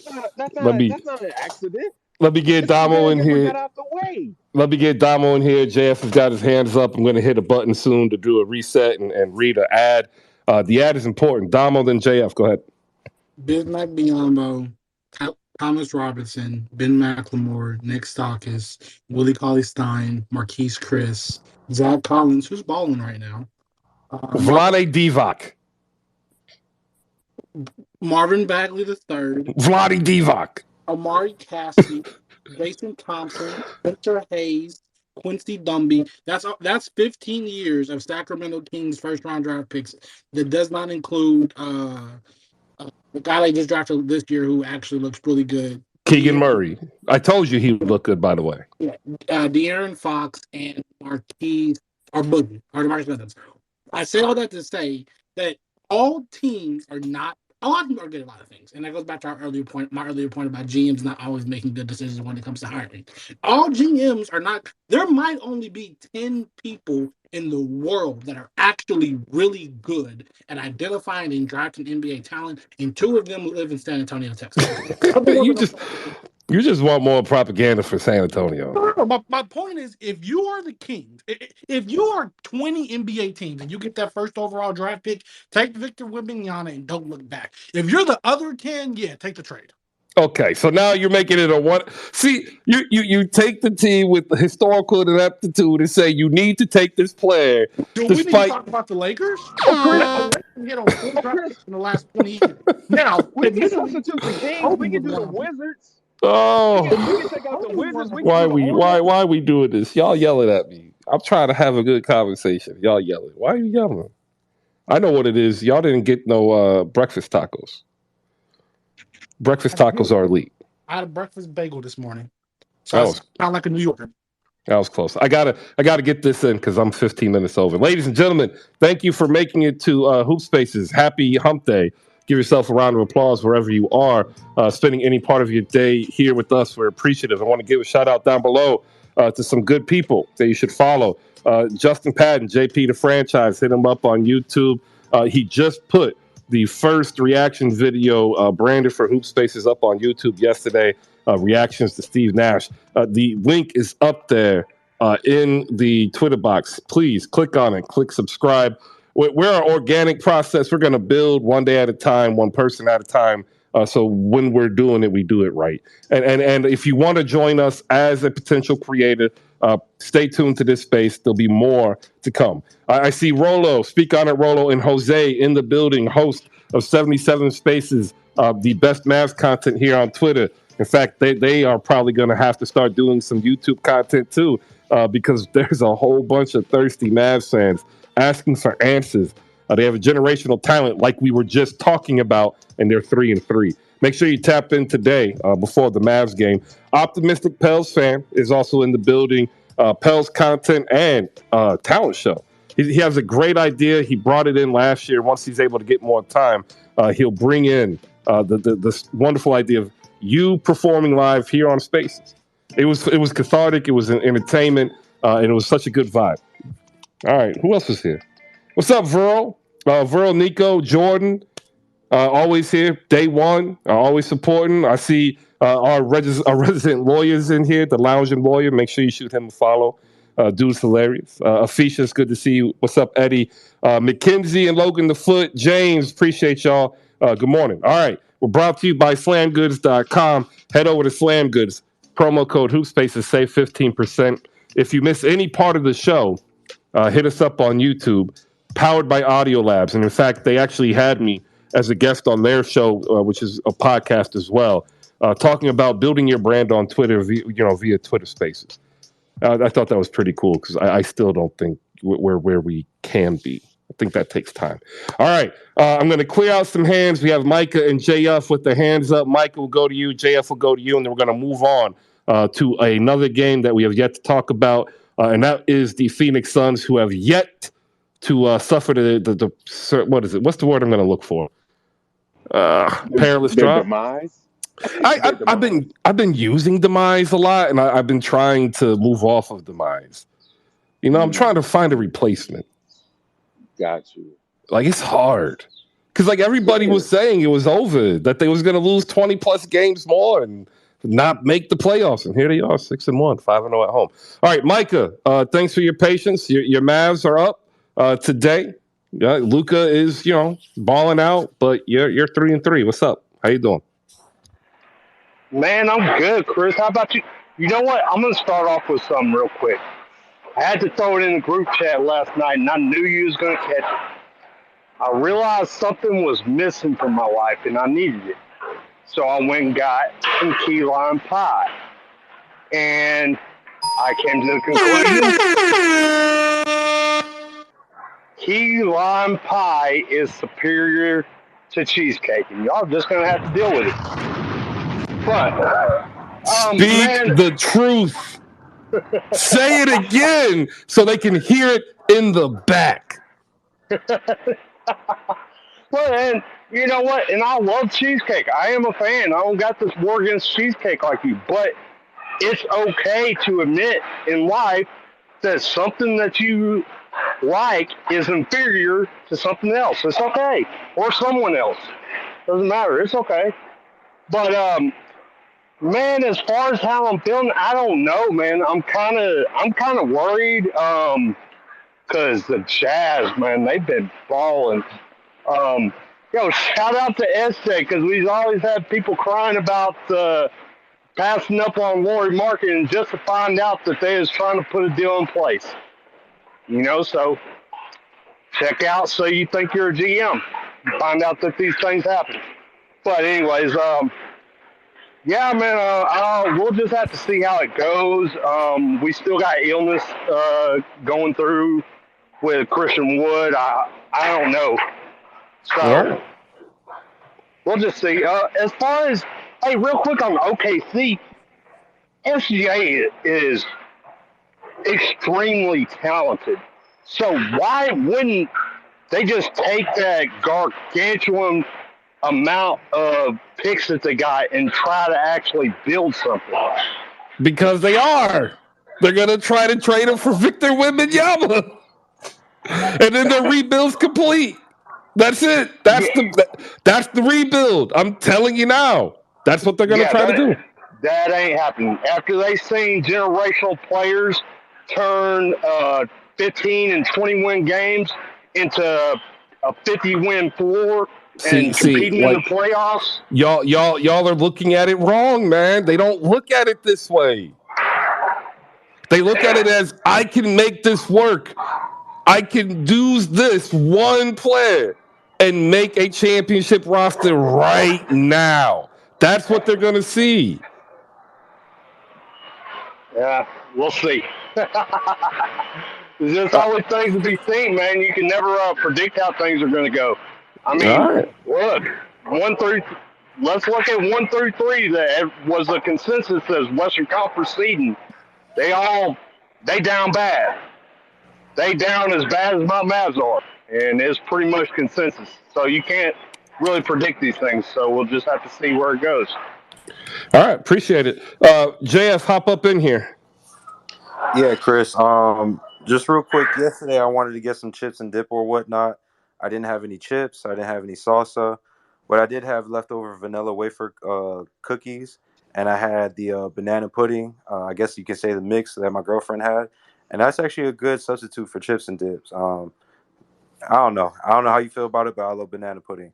But on to Dan Gilbert. I don't think Dan Gilbert has survived that boo boo ass letter he sent to LeBron trying to tell him he's sorry. We already know who he is, for what kind of owner he is, but he has put together a good team.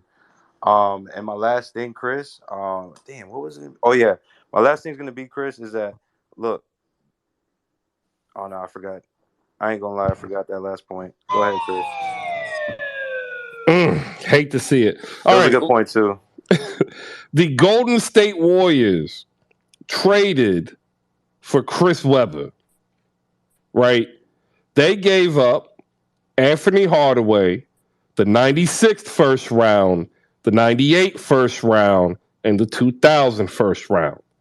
Chris Webber was viewed as a generational talent. That was one player and 3 firsts. Like, are you telling me that if Sam Presti says, hi, Jamal Mosley in Orlando, here's 10 first-round picks, and you can choose between Josh Giddey, any of the Williams brothers, Trey Mann. You get 2 of them. Like, what is Orlando supposed to do? Just, like, not sit down and say, geez, like, what could we do with this? That's what I'm asking. Bonkai's up here. What, CJ, like, you say no. I'm sorry. You say no, but you just said, like, yes. No, I did not say yes. I said it changes the calculus, but it goes from oh hell no to a no, but thank you. Okay. You know what I'm saying? Like, yeah. Okay, I feel you go from a Ponchero Wimbenyama pick and roll, and you dominate the league for 15 years. If. All right, let Bankai hop in here. I'm going to give you an NFL trade, too, that you guys are going to laugh at. Bankai, your thoughts? Yeah, no, my thoughts about what Micah said. I was going to give him props about the key lime pie love, but he absolutely went out of his way and trashed cheesecake, which is absolutely disgusting. I love cheesecake. Cheesecake is absolutely disgusting, though. No. His take on cheesecake was disgusting. No, his take on cheesecake was good. It's not amazing. Yeah, it's amazing. Cheesecake, especially New York style cheesecake. Come on, Chris. Okay, so first off, it's just cheesecake. Like, that's just a marketing ploy. Still just cheesecake. No, see, what I find the difference is that New York style cheesecake has that that crust on it. That's like I guess like kind of feels like a I can't describe it, but it's like a thick crust on it. Like and any no, other I understand. It's still just cheesecake. like what are we doing here? You're arguing crust size. This is like talking pizza. It's still a pizza. All right. Anyways, cheesecake is amazing. Amazingly mid. No. That's so disrespectful, bro. Chris, come on, Chris. What's up with that? All right. Keep going, Bakai. I will allow you to say cheesecake is amazing, and I will not interrupt you. All right, Chris, I got one question for you. Yes. Tres leches or flan? Flan. Okay. Although tres leches is one of the only cakes I eat. Okay. My fiance is calling you a smart person. Thank you. I try. Appreciate you. All right. The Warriors are going to be fine, though. By the way, are they? I think so. I think you know what's going to happen. Personally, I think that a few things in a couple of weeks are going to start settling. Like, no disrespect to any of these teams. I think they've played amazing basketball so far. But for me, like the Blazers, the Jazz, I think these type of teams are going to settle in once, other teams get their chemistry going and all that. And they're not going to win much games after that. And I think the Warriors are just going to be fine. They've been there before. I mean, I don't see any reason to doubt them, to be honest. They still got they have a proven record of this, Yeah. All right. Look, Father Time shows up whenever he wants to show up. And it erodes more than just player skill and ability. It can erode team chemistry and functionality. The other teams are trying to get to their level. So they are designing their teams to beat that team. Like, That's what happens. So doesn't matter. They could be leapfrogged by multiple teams, and then they have to respond, which is what I think great coaches do, which is why Doc Rivers and Steve Kerr are both in the top 15 of all time. I agree. So is Eric Spo. Sorry, I Spo. agree with you. I agree with that. I just don't think that time is yet. I still think I don't think that time is yet. But I do have a question for you though. Like, suppose, okay, by any wild chance, their season really doesn't go as planned, and the trade deadline comes, and I guess they're struggling. Do you see them maybe trading some of those young guys that they have for a guy that can help out immediately? And No. Okay. No, like so. This is why I say that the Warriors are the most progressive franchise. Like they leaped the Spurs in this aspect. It used to be the Spurs under R.C. Buford. Now it's the Warriors.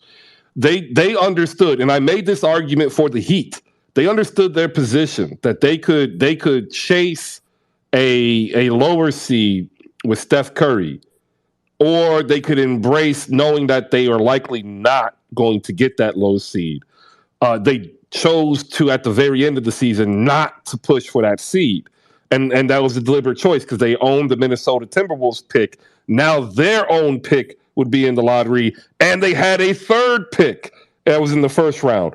And if Wiseman hits, which I think he will, and I don't think he's going to be like what the number one pick, number two, or number three overall was intended to be projected, but I think he'll end up being fine at the same rate as DeAndre Ayton.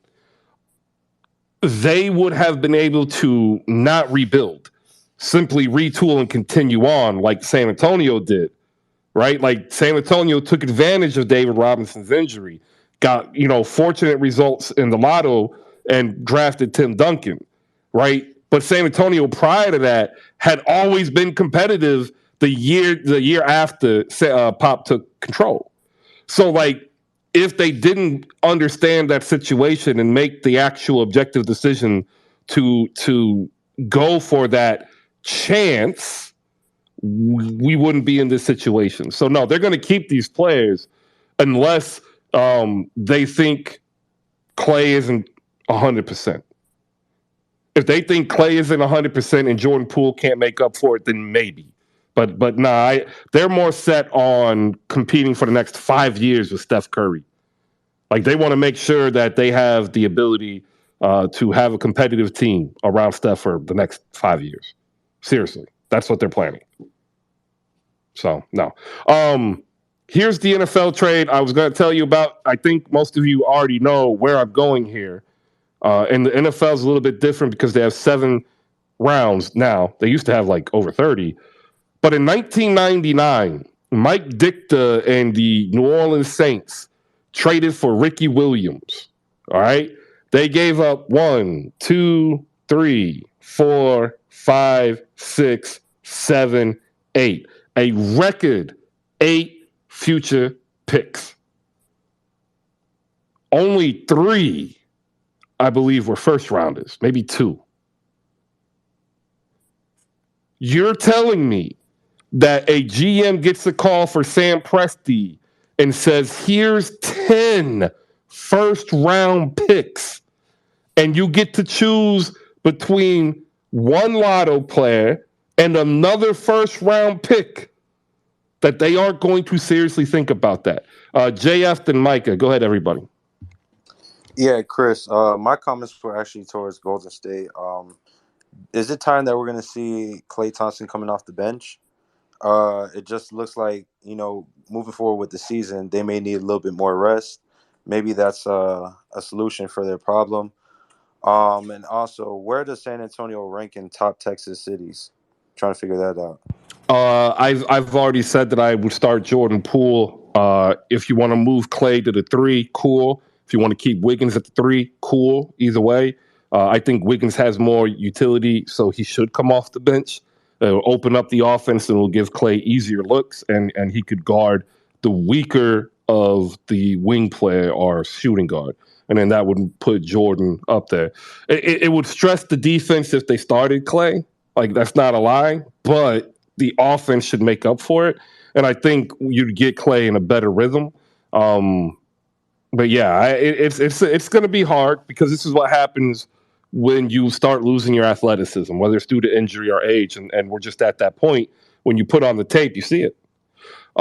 So yeah, I kind of agree. I would put Jordan Poole starting me. That's why I've been saying it. What was your other question? Where's San Antonio rank in the top cities of Texas? Second behind Austin. Wait, no, what? No, Chris, that's not accurate at all. That is totally accurate. JFK, I can answer that as a native Texan. Chris just lived here for 2 weeks. Dude, I was born there, and I like what we doing here? Like you in Texas like that, Chris. So your Texanicity, whatever, is invalid. You be claiming Indiana or something crazy like that. I don't be claiming Indiana. I just live here because it's cheap. Listen, JFK. The answer is if you are a Caucasian individual, I would say roughly fifth. And if you are a minority individual, I would say probably third. If you're Latino like myself, Black and Latino, I would say probably second. Because people have a sincere hate for Dallas, and that's rightly so, because Dallas is very bougie. Oh man, where are you from? I'm from San Antonio. No, but I mean, you said Latino, like what? I'm Mexican, specific of the illegal type. Yeah, yo, that's dope though. Yeah, man. We border folk, man. I can't tell you. I'm one of the oldest people on that side of the family with a social security number. That being said, but no, it's most people will go Houston, Dallas, San Antonio. If you're a Caucasian individual, you go throw Fort Worth and Austin in there because they don't have good taste in anything. It's Austin, San Antonio, Houston. That's wild. No one thinks Austin is the best city in Texas, Chris.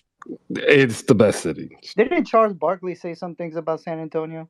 That's what I wanted to ask. It's horrible decisions on a day-to-day basis. Look, everybody takes shot at San Antonio. They just have a negative view for no reason. Although I will say this. It's been all those summers there when we was winning titles. That's why. I was gonna say, I will say, they have interesting drivers in San Antonio. Like I the craziest single car accidents I've ever seen, because I ran a rig, an ambulance. We're in San Antonio. Well, what haven't you done? A lot. Doesn't sound like it. I've never painted, like outside of elementary school. You know, I don't play the xylophone or the flute. I don't really know anything about international shipping beyond like who I pay. Like you know, nobody. All right. There was a specific joke there. I think it went over everybody. All right. Jay, what do you got? Hey, cheesecake is better than key lime pie. Dude, no, it is not. Yeah, no. It is not. Joy in it. It is not. Therefore, you hate it. First, I just saw Gifted Blade pop in here. I'm hoping he can come up. What's up, Gifted? All right, go ahead, Jay. You were wrongfully stating that cheesecake is better than key lime. Continue. Listen, it's in the numbers. Numbers don't lie. Anyway, well, except for the number that says Jerry Rice was the best. How are you gonna say numbers don't lie to give an example of numbers lying? just put a smile on your face, because I know you like that kind of thing. But no, going back to this Wembanyama trade, there are just too many teams with bad luck that you got to take the talent and you run. You got to take the talent. Like if you're the Pacers, you got to take the talent. You got to. You know what I'm saying? Like, but the Pacers have two players already. They have Benedict Mathurin and Tyrese Halliburton. Neither one of them are 7'5". Neither one of them can guard baseline. Well, no, what I'm saying is they would fit next to him, so it makes sense. I'm specifically talking about Oklahoma City giving a team 10 first-round picks. Give me the team, Chris. Give me the team. Orlando. Nah. Wait, you don't out point bowl. I got 6'9" Wagner at the 2. I can move Paolo to the 3, which he can actually play with his skill set. I move Wendell Carter to the 4 and have Wemby at the 5. Are you serious? That team in today's NBA, once they learn how to play basketball, is giving up 90 points a game when everybody else is scoring 110. That is a long night at the office. Pun intended. Look, you're telling me that a team that hasn't been relevant, like even though Dwight Howard made them a winning team, nobody trusted, nobody believed in the Orlando Magic, right? Since Shaq and Penny, and the biggest issue with Orlando, it wasn't the players, it's the ownership, it's the DeVos family. They don't care about basketball. They care about generating profit. So, like, they'll look at it as we'll get Victor, or we're going to set us up for a 10-year run where we're going to dupe these fans into buying season tickets over and over and over again. But your argument inherently says that if you're making a basketball decision, you take Wemby. And that's all we're saying. And I'm not denying that. And I'm telling you that's not the way they're going to look at it. They're going to look at it as a business decision. But if this is hoop spaces, and now if we're saying asset spaces, then okay, this is a fun thing. But if we're saying hoops for hoops' sake and the purity of basketball, you take Wemby. And I am telling you, Sam Presti is so good a general manager. He is changing that dynamic. I want to get Gifted Blade up in here, host of the NBA Film Spaces. Want to make sure he has a chance to plug what he has coming up and get that. If you need me to get the tweet, I'll put it up there, Gifted. Go ahead and come on in here. We were talking three things. First, we were giving Golden State credit for building a second generation, right? Moses Moody, Jordan Poole, James Wiseman, Jonathan Kuminga to help Steph, compete for the next 4 or 5 years. We also are talking about a what-if scenario. Oklahoma City throws you 10 unprotected first-round picks, your choice of Josh Giddey or one of the other lotto picks they've already picked, plus another rookie like Trey Mann. What do you do if you're the general manager of that other team? Good morning, Gifted. Good morning. How's everybody doing? First off, shout out to Chris. I'm gonna try to post our thread, but today on the locker room we are explaining why Jason Tatum is an MVP candidate and why he is a much improved player. So today, this morning, we just posted our film thread of what he has improved on from his playmaking, defense, rim pressure, free throw shooting.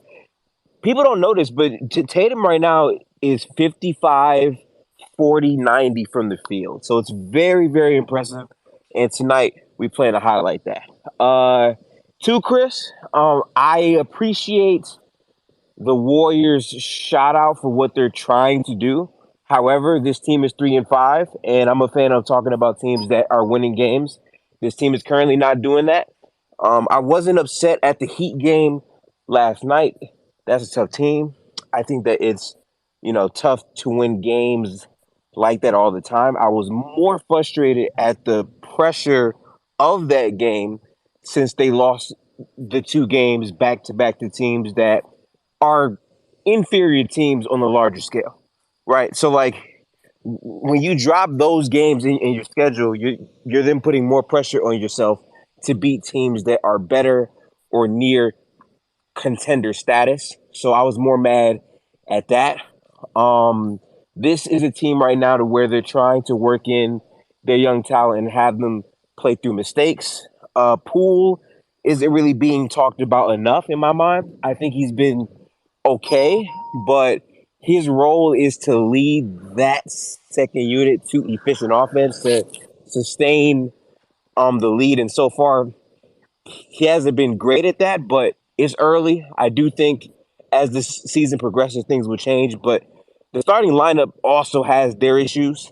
There are some things that they have to work on as far as the fouling. The fouling has been very concerning. As I watched that Heat game, I was nervous because Butler is amazing at getting to the free throw line. So if it's a close game, I felt as if a foul would certainly come. It didn't, but he still made an incredible shot. So for me, it's mainly the rebounds in terms of defensive rebounds and transition defense and half court defense. If they can fix up those things, I think they'll be fine. But it's super early. But again, big shout out to the Heat because that was a very enjoyable game. Klay Thompson is in a shooting slump, but he's gone through this before in his career, so it's not really new to me. We'll just have to see how that goes. And for your third question, Chris, that's a hell of a package. So 10 unprotected first round picks because they do have the draft capital. 10 unprotected. Your choice between Josh Giddey or Chet Holmgren, right? One of those two lotto players.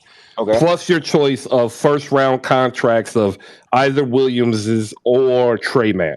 So a total of 12 players, one lotto, one later first round that are on rookie deals, 10 unprotected firsts. And they're offering this for what? For the number one pick. Oh, that's too much for the number one pick. I'm gonna be honest with you. I think OKC is trying to build a future dynasty. Oh yeah, no, I said that. I'm just this is about Victor. Oh, okay. Right? You are the GM, you have the first pick, you're gonna take Victor. Presti calls you. Oh, that okay. I got 10 unprotected. They're yours. You can choose between Giddey and Holmgren, plus I'll give you one of Trey Man or the Williamses. 10 unprotected. I guess the level of what those picks are in terms of the teams they're on will be the first thing that I look at. However, if I can get Chet with those picks, I might do that. The only thing is, it really depends on what type of team I am.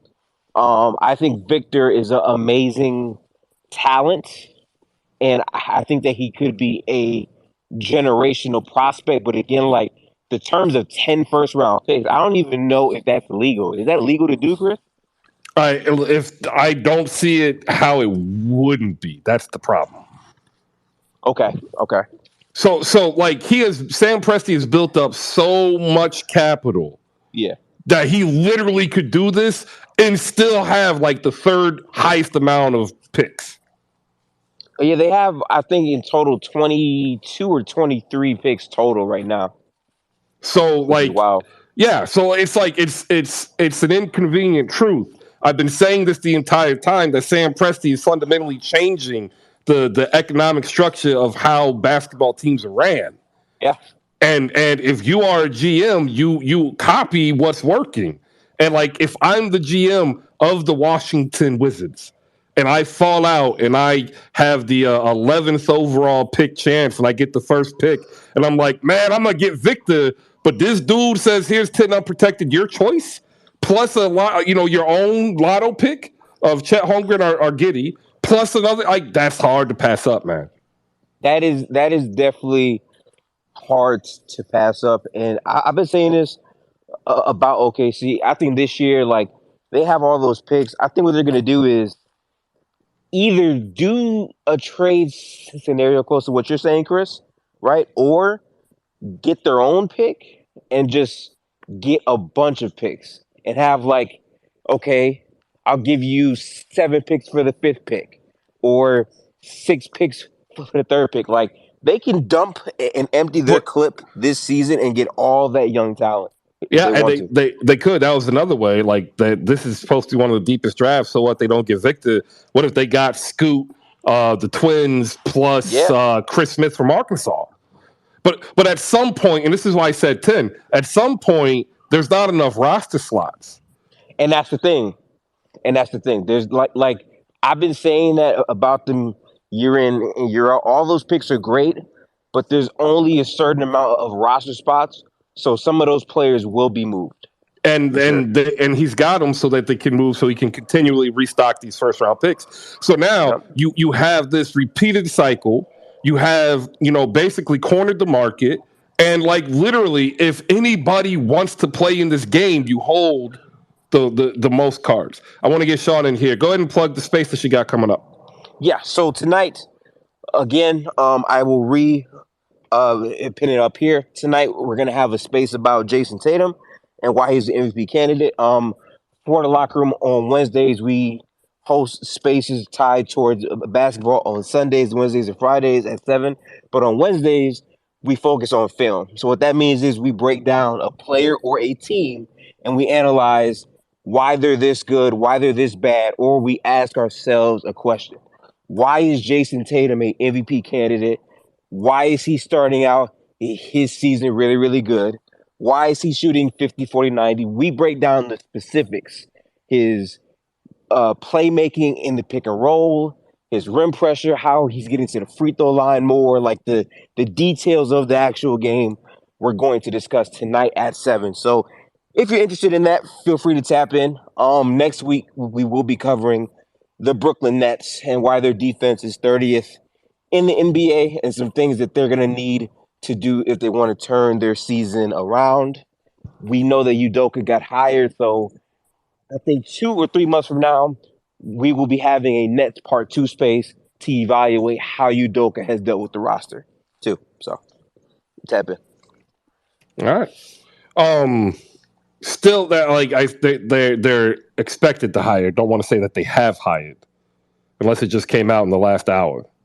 I thought they finalized it. I saw, I think a post from Woj that said it should be finalized within the next 24 hours. Yeah, that was yesterday. Said 24 to 48, but then Sean Marks at a press conference said that they hadn't actually settled on a coach yet. He's just trying to save face, man. We know what that is, Chris. Well, I put this out there. Like, they nearly PR'd themselves out of getting Ime Udoka. Yeah, like, Sean, damn it, I was about to go to Sean. He just bounced out. They were doing the quote-unquote background testing and all that stuff the past 4 weeks, bro, when he was chilling at the crib. But hey, you know. Well, every team that has been looking at a potential replacement for the current coach they have, because there's way more than you'd think, have called Boston, and like, word is that they were content to completely sit on him the entire calendar year, right? And then that means calendar year. So like, at the earliest we would be talking is January, and then word came out that they were going to sit on him for the entire season. And then now all of a sudden, the Nets are like, oh, we're finalizing in 24-48.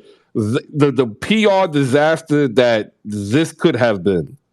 I mean, that's why they're hiring for a PR coordinator there right now, as we speak. Yeah, they had one, but the Lakers took him. They offered him more money. Really quick, Gifted, I have a suggestion for you, man. I'm listening, bro. What's up? When we get to this next film, you know who we need to do, man? Look, I'm gonna say it right now. Kate, no, I know. No. This isn't Kate agenda. This Okay. This is my personal agenda of one Mr. Brook Lopez. That man, these first, it's a really small sample. I love you, Akil. No, he's been phenomenal, bro. This past 8 games, he's very much in the defensive player of the year conversation, and it's 8 games in, I know, but dude's been on a tear defensively. He's been so good, phenomenal. It's crazy. I'm happy that he's returned to form. People really underrate his defense, but his defense sets up the background for Giannis to do what he does, and that's why they're by far the best defense in the NBA right now. So you're 100% on that, Akil, for sure. The biggest question is, will he stay healthy? This is a thing, man. Yeah, I think this year, man, and we saw it towards last year too, Chris. The whole beginning half of the season, they were basically middle of the pack defense. Brook was hurt. They get back Brook, and within 3 games, they jump from middle of the pack to top 3. Oh no, I know. I just don't trust a 34 gonna be 35-year-old 7-footer. I get that. I'm the same thing with the Celtics and Al Horford at this point. I don't know when that's gonna tank the other way, but as long as Brook Lopez is healthy, the Bucks are a really good. Don't you think he's had such a amazing career transformation? He used to play no defense at all. He's a turnstile. His evolution as a basketball player from Brooklyn to now, right, has been insane. The Lakers, by the way, the Lakers let him walk for nothing. Which the killer part is when it comes up for him to be a Hall of Famer, and then people realize that it's not a far-fetched thing. That's the scary part. Well, yeah, he's still the leading scorer in Brooklyn Nets history. And then you add in everything he's done in Milwaukee as a If defender if he if he were to win a title, that'd be a 2-time champion. He's got a career average of over 16 points. We're looking at like the same levels of Kevin McHale, right? Long career. He was the number one option. He was a big. Changed his career towards the end of his career and found success. Yeah, and I don't know if you guys are as big of a nerd as me, but right now the Milwaukee Bucks are the only team in the NBA that are top three in defending at the rim and the 3-point line, which is like really hard to do in the NBA. Yeah, the question is sustainability. Yeah, of course it's sustainability, They're but rolling out Javon Carter and Wes Nath lineups, bro. like That's just not sustainable. man, the screen navigation from those two is incredible too. But like, we got to get Chris back, and once again, this is 8 games, so very, very, very small Yep. sample size. Shout out to Marjan Beauchamp. That dude is going to make some noise in the next couple of years. Let me get Micah and Bankai so we can clear these hands. I'm going to get into a reset at the top of the hour. Micah first, then Bankai. Yeah, I was gonna. So when you was talking about if it was Orlando, Orlando should definitely do that because even though Wembanyama may or may not be a generational talent to be seen, like at the same time, you always got to analyze fits, right? And their roster is over the top redundant. And in my opinion, I think as great as Victor is, would add to that. So the chance to get all those picks so you could actually put more pieces that fit them, like have a better roster fit, because they look like what Bobby Portis was talking about in New York. They got like 10 power forwards. So, yeah, they should do that. Well, so he was just giving me. He asked what a team. I just randomly picked the Magic. At this point, it's more about the GM than what's on the team, and about what their philosophy and how they want to build and be competitive. Bankai, hop in here.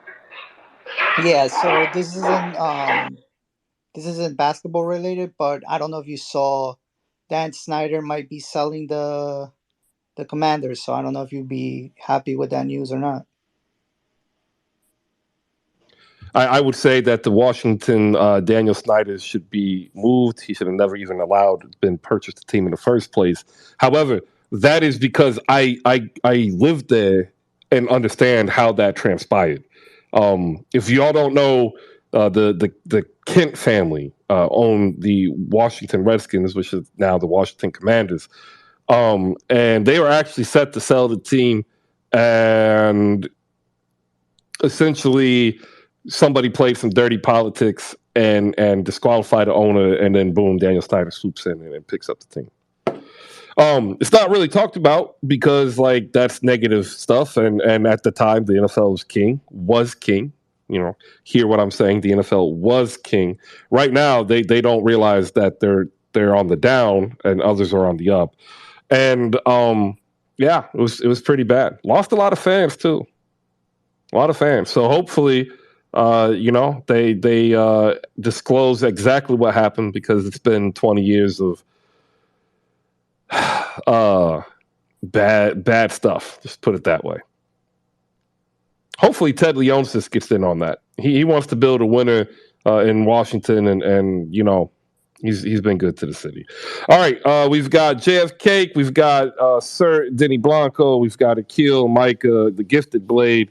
And the forever gifted X Blade, the handle, and Damo. We've got another about 20 minutes or so. I'm going to end up ending the show a little bit early. I got to head down to the county tax office and pay bills because we are adults here and we have to live our adult lives, even though sometimes we don't want to. JF, your hands up. What do you got? Yeah, Chris, we know that Dan Snyder hired Bank of America to go ahead and try and sell his team. It looked like his plan for blackmailing the rest of the owners didn't work. And looked like the other owners really said something to him for him to go ahead and sell the team now after he said he's not leaving. So, are you going to go ahead and be a Commanders fan once he leaves, Chris? That's the question. No, I gave up on football. I had nothing. Yeah, I'm done. You would have to pay me money. Like I'm done. What? No, I was saying how quick do you see him selling the team then? Oh, I don't know. Like these are complicated issues. The only way that he could, sell quickly is if there was already a pre-approved owner that the league had already voted an approval for. So in times like these, like what I wish they would do with Sarver, is what they should have done with Sterling and just administratively removed him through the bylaws of ownership. And have the league run the team similarly to how the NBA ran the Hornets. And like you go through the year, you do your due diligence to get a proper owner, and you get right as rain. But that's just me. But these leagues won't do that because it becomes contentious and there are issues that pop up, and so my guess is that it'll go on until the off season. So. Whenever that is, I don't even know when they stop playing. Like, the Super Bowl is not in January, right? Like, it's in February. Hey, God, February. I didn't even know that. I thought it was still in January, like January 25th or something. No, not anymore. Yeah, I'm done. Seeing young men struggle after they get out of the NFL, and I'm not talking financially. I mean, cognitively. Is an issue for me. So yeah, I'm not cool with that. Games tonight, ladies and gentlemen, as we switch on to something that's not as depressing. We have an early tip-off at 6 p.m. with the Washington Wizards and Philadelphia 76ers. We've got a doubleheader on ESPN opening up with Boston and Cleveland at 7:30. SAC is in Miami, 7:30, and I actually think Miami can run off 3 or 4 in a row here. The Atlanta Hawks and the New York Knicks do battle tonight. Make sure to tap in live from the Mecca and Hawks Fan TV. That mashup room is going to be dope. And I tell you what, if the Knicks win, I'm a smile from ear to ear in a different way because it's been pretty one-sided ever since Trae Young went into the Garden. I need to see it be 50-50. Charlotte and Chicago, in Chicago, and I think that'll probably be one of the best games to watch that no one will watch. I think it's going to be very high scoring and back and forth. The Clippers look to get to 500 and beat the Houston Rockets. The Bucks look to stay unbeaten against Detroit. And Toronto is playing the Spursy Spurs at 8 p.m. I'm going to definitely be watching that one. Man, the Spurs are surprisingly really good. Utah and Dallas at 8:30. I'll have that on the computer. At 10 p.m., the back end of the doubleheader on ESPN is Memphis and Portland. And then 10:30, the Lakers look to win 2 in a row against the New Orleans Pelicans. All right. What's the reminder for? My Alexa decided to talk to me. All right, ladies and gentlemen, I'm hitting this button so I can go ahead and do this read. We are brought to you by slamgoods.com. Head over to SlamGoods to pick up all your apparel needs, your collectible needs, and celebrate your love of basketball, because that's what they do. They've been doing it for years. First started out as a publication made with paper, a glossy type paper, specifically made for these types of publications called magazines. And you used to get these magazines in the mail, and I, for one, would be extremely excited to get my magazine, of which I paid a subscription for, because I would then be able to read and cover the league that I'd learned to love, being the NBA. And you can still have that excitement with every issue delivered to you where you live by going over to slamgoods.com and signing up for your own subscription. Use promo code HoopSpaces and save 15% off of that subscription, because that would be a purchase on the website. So if you use promo code HoopSpaces on the website, you get 15% off your entire purchase on the website, including that subscription. So go support great creative writing celebrating the NBA over at slamgoods.com. I think I'm going to give myself an 8 out of 10. Dama, what do you think? That one was solid. That was solid. I felt that one. That was solid. My only feedback is, maybe, the music can be distracting. That's something feedback we always give on our readouts. Yeah? Okay. Yeah, man. Just, No, there are ways to adjust it. And it sounds like you're sticking really close to the script. And I really hate the fact that you're making me work right now. Oh, I didn't. There's no script. That was just me. Oh, there's no script? Yeah, that was just me. Wait, so how does that? Okay, never mind. Let me not get too into the weeds. Yeah, let's not get too into the weeds. If you need me to work, shoot me a job. I'm marketing. I'll be quiet now. Yeah. No, that was bro. All these reads I do are just me. See, I feel like I've been too harsh on you then. Like I feel like all of my ratings at an earlier point. I didn't know that was just freestyle. Like all freestyle. Script. We send scripts whenever we have else made. I know. That's what I'm saying. That's why I just want to say grade it because that's all freestyle. No. That's freestyle's really solid. All right, cool. Give myself a point. Bakai, your hands up for some reason. What's up? Yeah, I know the Hawks and the Knicks are playing tonight. There was a good space between Live from the Mecca and Hawks Fan TV yesterday. Pretty civil, funny. I'm not looking forward to Evan Fournier either having to guard DeJounte Murray or Trae Young. It sounds like a nightmare matchup with that. And I also have a trivia question for you if you want to answer, if you want to take a shot. Sure. Or anybody else. Okay, so which NBA point guard made his debut 23 years ago? What? 23 years ago? Yeah, today, 23 years ago. Yeah. Was it 23 years ago? You got me. Yeah, whatever, like that. Like, whatever. Huh? If I worded it wrong, on this day, which NBA point guard to the date? I don't know. Allen Iverson. He was a pretty exciting guard. Steve Nash. Like, no. we're into the season. Like, I don't know. Give me the name. Like Baron Davis. Okay. Yeah, you could have worded that better. I know that was absolutely my fault, but still. I'm sitting here like, okay, a point guard that made his debut. Like, was that his career debut, team debut? I'm pretty sure it was his career debut. Yeah, because the league at one point, I think 20 years ago, they started late October. So he could have. You could have worded that better. We'll work on that. It's all good. You learn. Yes. I'm not going to hit you with the button today. You're okay. You're safe. She saved you, by the way, because I heard her. She laughed. Oh, you did? Okay. She saved you. Give her a point. All right, ladies and gentlemen, that was different. We are here with Damo Gifted Blade, the Forever Gifted Bakai Jeff Cake. But up next, we've got the NBA Whisperer, Sir Denny Blanco. You can follow him on The Breakdown with Denny on IG. It's in the game and Retro Room Podcast with Randy Cruz on Ball is Life. Denny, what's up, man? How you doing?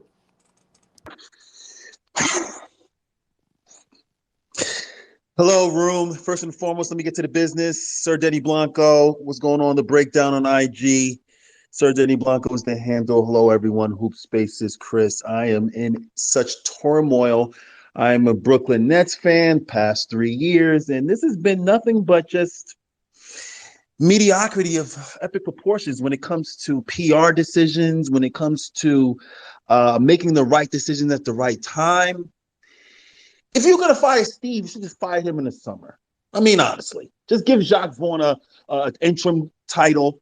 And then if obviously Ime becomes available, you make a move. Now, is Ime going to be the solution to the many problems that the Nets have? I don't know, but it's a first step. And of course, there are folks going to be out there stating that obviously Ime is, going through some things with Boston. We don't know. It's not criminal. So at this point, I suggest the Brooklyn Nets do everything in their power to address the head coaching position. Steve Nash was serviceable, but at this point, he doesn't have the ear of the players. Goodbye. In terms of Kyrie, God bless. I just wish there was an overall rule in the NBA. NBA players should not use their Twitter social media feeds during the season. After the season, have at it. When you're representing your team, you should not use your social media because we have no control of what you're going to, set us up for in terms of the company. Having stated that, the Brooklyn Nets, if they get Ime and they turn around and they actually make it to the Eastern Conference Finals, Ime may win. Ime should be looked at as Coach of the Year, in my opinion. The floor is yours. Man, I tell you, this email thing is going to cause a secondary firestorm. This is why you want a very skilled PR person. In fact, I'm going to reach out to one to see how they would have handled this situation, because I think what's going to end up happening is actually a negative impact to the Brooklyn Nets, and it's going to make it harder for whoever the coach. Why would it be? Why would it be negative? Well, okay, so let's unpack this real quick. Like, why was he suspended? Right, that's the first question. The second question is, was this a singular incident, or was this a repeated pattern of behavior? Right. The third one is, what are the contractual and legal obligations and liabilities if this was a pattern of behavior, or what is it if it's a one-time incident? All of these questions have yet to be answered publicly. So the Nets have to have had done their due diligence, which if you just fire a guy and then 2 hours later it breaks that you are negotiating, what due diligence did you have unless you were doing it prior, right? So if they were doing it prior, then the entire season started without good faith, right? And then they're going to have the pushback from everybody saying, why are you doing this? Why are you bringing this man in who is serving a suspension because he did something wrong? He did something negligent to his duties, and then insert him into this tinderbox that has become the Brooklyn Nets. Like, there's already fan pushback against the Nets about this. I hear everything you just said, and my point would be, like, to simplify it easier. So obviously, if this guy worked at T-Mobile and it was alleged that he was literally, but the problem is, it's no longer alleged. Well, that's the thing. It's not like we're talking about like innuendos. If we're not like, no, you don't get suspended for a year for innuendo. Yeah, no, he did that. He did it. It's on paper. Whatever he did, do we have an exact idea of what he did? Yes, we do. He committed an action that was bad enough to be suspended for a year. Right. Like, so follow me. If your company says you cannot, if your company says you cannot have a consensual relationship with a subordinate, and you do anyway, hypothetically, you have a consensual relationship with a subordinate and you do it anyway, the company says you broke rules, you're literally on a non-compete, you're suspended. You can't literally go to another company for a year. That's what happened. Fair, true or false? I mean, if you use that context, sure, because you're changing the context. In the current context, the answer would be no, because, again, we're not privy to it because the Boston Celtics are a private entity. Right. But the fact that he came out and stated, this is what was done wrong, this was the breach, this is the punishment. We no longer need to know the particulars of the breach. The breach has been confirmed. That's all we need to know. Yeah, so for the fans that are pushing back, to address it directly, so the fans that are pushing back, there was a breach of basically a company policy. They addressed it. The Boston Celtics put it out there. Normally, you don't get it out there. That's not normal business procedure. It's put out there. Then Brooklyn Nets now have a decision to make. Do we go with Jacques Vaughn, who really doesn't have a experience? I mean, he has obviously the relationship now currently. He was the Orlando head coach. Right. Orlando head coach, serviceable, but they obviously didn't do major things. But right now, he has a relationship with the Nets. Or do you take Ime, who literally was a head coach, who literally killed you in the playoffs the year before, and who's literally a Greg Popovich disciple? Unfortunately, Joe Tsai, which is obviously the final decision maker, and obviously I'll leave the floor to you. Joe Tsai, at this point, really has his back against the wall. He had to make that move, unfortunately. So with the Nets fans pushing back, what else would Joe Tsai have done? Stand pat and just let Jacques run the team into the ground? I don't know if that's a better idea. The floor is yours. Yeah, like I think part of the issue, right, is we are looking at what Boston said. The fallout of what they said that came out after explicitly denotes the language, the crudeness of the language, and the sexual advances. Like that's been put out there. The Boston Celtics have put that out there. Sexual advances, consent, and I'm seeing those two things correct. Yeah, Yes. yeah. So that's been put out there. Like that's where you getting the fan pushback from, right? And the reason why I said this is like I've got no problem with Ime Udoka earning a second chance. Like that's life. I understand also how the business works. He is going to be a hot commodity to a team who thinks that they need a great coach, and he had taken Boston to the finals, and they view him as a possible great coach. I understand that aspect. The issue is you don't give yourself a black eye. You don't beat yourself. It's already being black. Chris, they being beat right up. now, the Nets are beating themselves. It's Nino Brown. They sent Nino Brown sent a whole bunch of goons over, and the Nets we have been beating ourselves up the past couple. Whether it's Kyrie's COVID, whether it's Kyrie's talk on the internet, whether it's Kevin Durant asking for the general manager and the coach to be fired. Yes, we just keep shooting ourselves in the face, and I don't know what's going to be the solution, Chris. Your solution is simple. You ride the season out. You hire an outside dude. He gives you the report that as an owner you don't want to hear, and then you learn from it. Because like all you're doing is repeating a mistake, right? And trying to circumvent a system that was supposed to be designed to give some sort of closure and competence. So like that's the issue. It ceases to be a business issue and has now become a moral issue. And that is why I said the Brooklyn Nets nearly PR'd themselves out of getting the dude they wanted. And like I'm not even sure that they haven't. And before I go, is it true or false? Did Ime interview for the Nets job and they hired Steve? That's why I ended up in Boston? I gotta look that up. I gotta look that up. But I gotta look that up. I'm pretty sure Udoka was one of the candidates for the job, but they wound up going with Steve Nash primarily because of the connection Nash had to the front office. I would believe. And now I want to run into the middle of traffic. The floor. Yeah. He like the Nets had been looking at Ime since Ime was the lead assistant for the Sixers. So like he's been linked to the Nets since before he was an assistant on the Nets.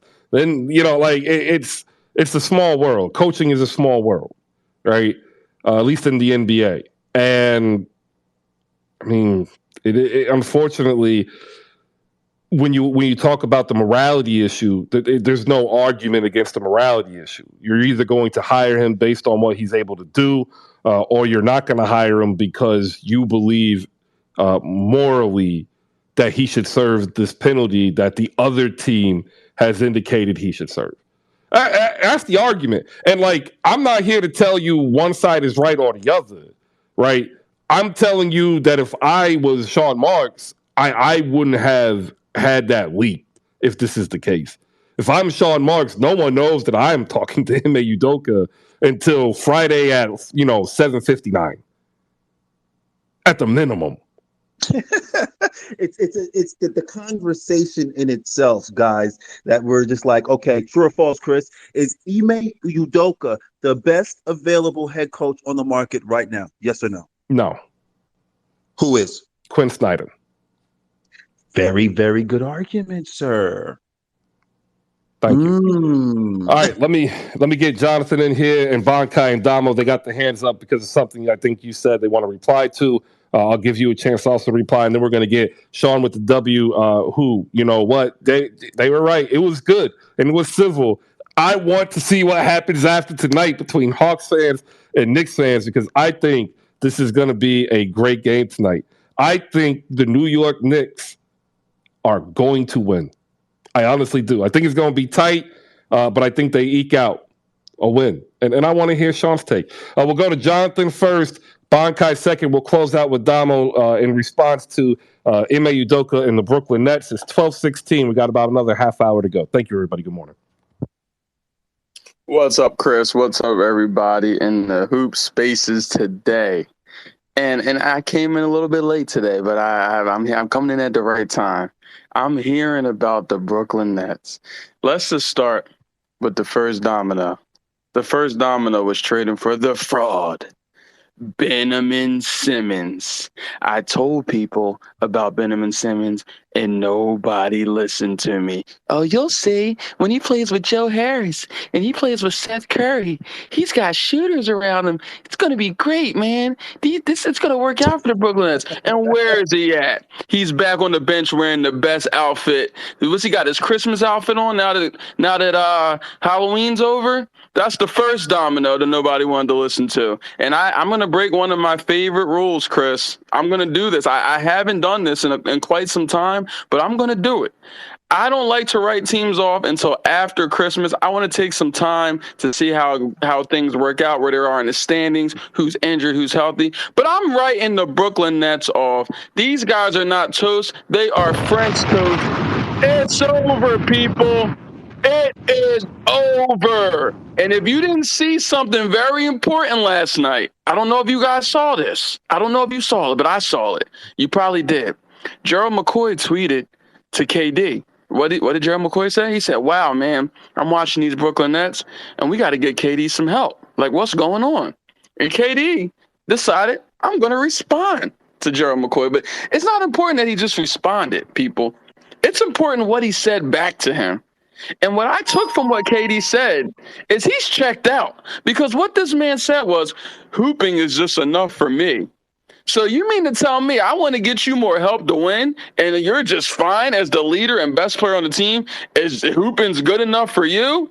Absolutely not, my friend. You are checked out.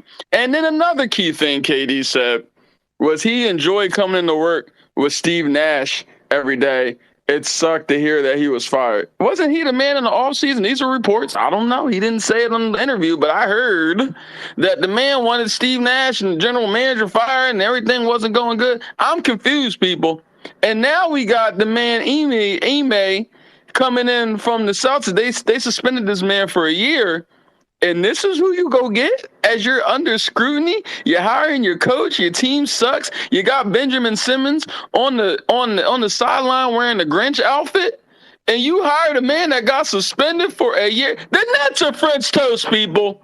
The Nets are French toast. They're done. And I got one more question for you before I go, guys, because everybody asked this question all year last year, and I waited patiently to answer. I didn't want to answer too quick, but it's my time to ask. Who won the trade, baby? Sixers!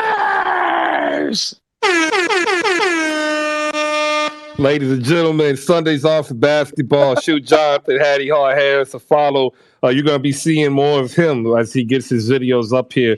Jonathan, I need you to link up with Justin so he can help you get the stuff on the YouTube channel. Yes, sir. Yes, sir. He knows what needs to be done. Up next, we'll go to Bonkai. We're going to close out this next segment with Damo. Bonkai, go ahead. Yeah, I got to give a shout out to my Knicks fam, Sean, Jay, Nikki, Josh Rodriguez, Breeze, Nico down there, and probably the one of only two Raptor fans that I can stand, Keenan. Keenan is in the audience. Hopefully we get that win tonight. We protect home court. All right. Chris, real quick, can I say one thing, Chris, real quick? Go ahead. Why you disrespect Trae Young like that, man? They're not losing to the Knicks, man. Don't do that, Chris. See, it's not disrespect to Trae Young. Why you do that, Chris? I know how you do, man. It's giving respect to the New York Knicks. I know how you do, Chris. I know how you do with Trae Young, man. Who's gonna tell him, Chris? I have no idea. I didn't even mention Trae Young. The cool thing about it is I've got bona fides on this one because I was the only dude who called the Atlanta Hawks to the Eastern Conference Finals. I called that shit in November. I was like, they are the best offense in the Eastern Conference. I like Trae Young. I am pro Trae Young. The Knicks can beat them tonight. Oh man! All right, we're gonna find out, and then I'll be back tomorrow. I'll be back. We'll talk tomorrow, Chris. We'll see. We'll see. All right, Damo, hop up in here. Yeah, I just want to say one thing because what was it? I think he just left, but he was speaking about like what would happen if he was in a corporate environment, brought up T-Mobile, etc. I just want to say like I've been a people manager in corporate America for 4 years before my current gig, 1.5 years now. Did PR and politics. Now I'm doing corp comms. Having a consensual relationship with someone who is considered a direct report is grounds for firing or suspension. Is if you do not openly follow the correct process in informing every individual in your corporation that's occurring. There's paperwork you have to fill. There's documents you have to fill. You have to ensure that person is not reporting to you in certain situations. So point one, Ime Udoka did not do that because of the nature of this relationship. Two, it's been reported by multiple sources and the legal firm that the Celtics hired to do this investigation stated that the woman who Ime Udoka was in a consensual relationship with removed her consent from a situation, which I know that fellas, that might be a hard concept for y'all to understand sometimes, judging by a lot of the conversations I see on Twitter. But consent is not something that is only given. It is something away and can be removed. And after that consent was removed, Udoka continued to pursue this now non-consensual relationship. Hence why he ended up being reported by, I believe, the woman's wife is what has been reported.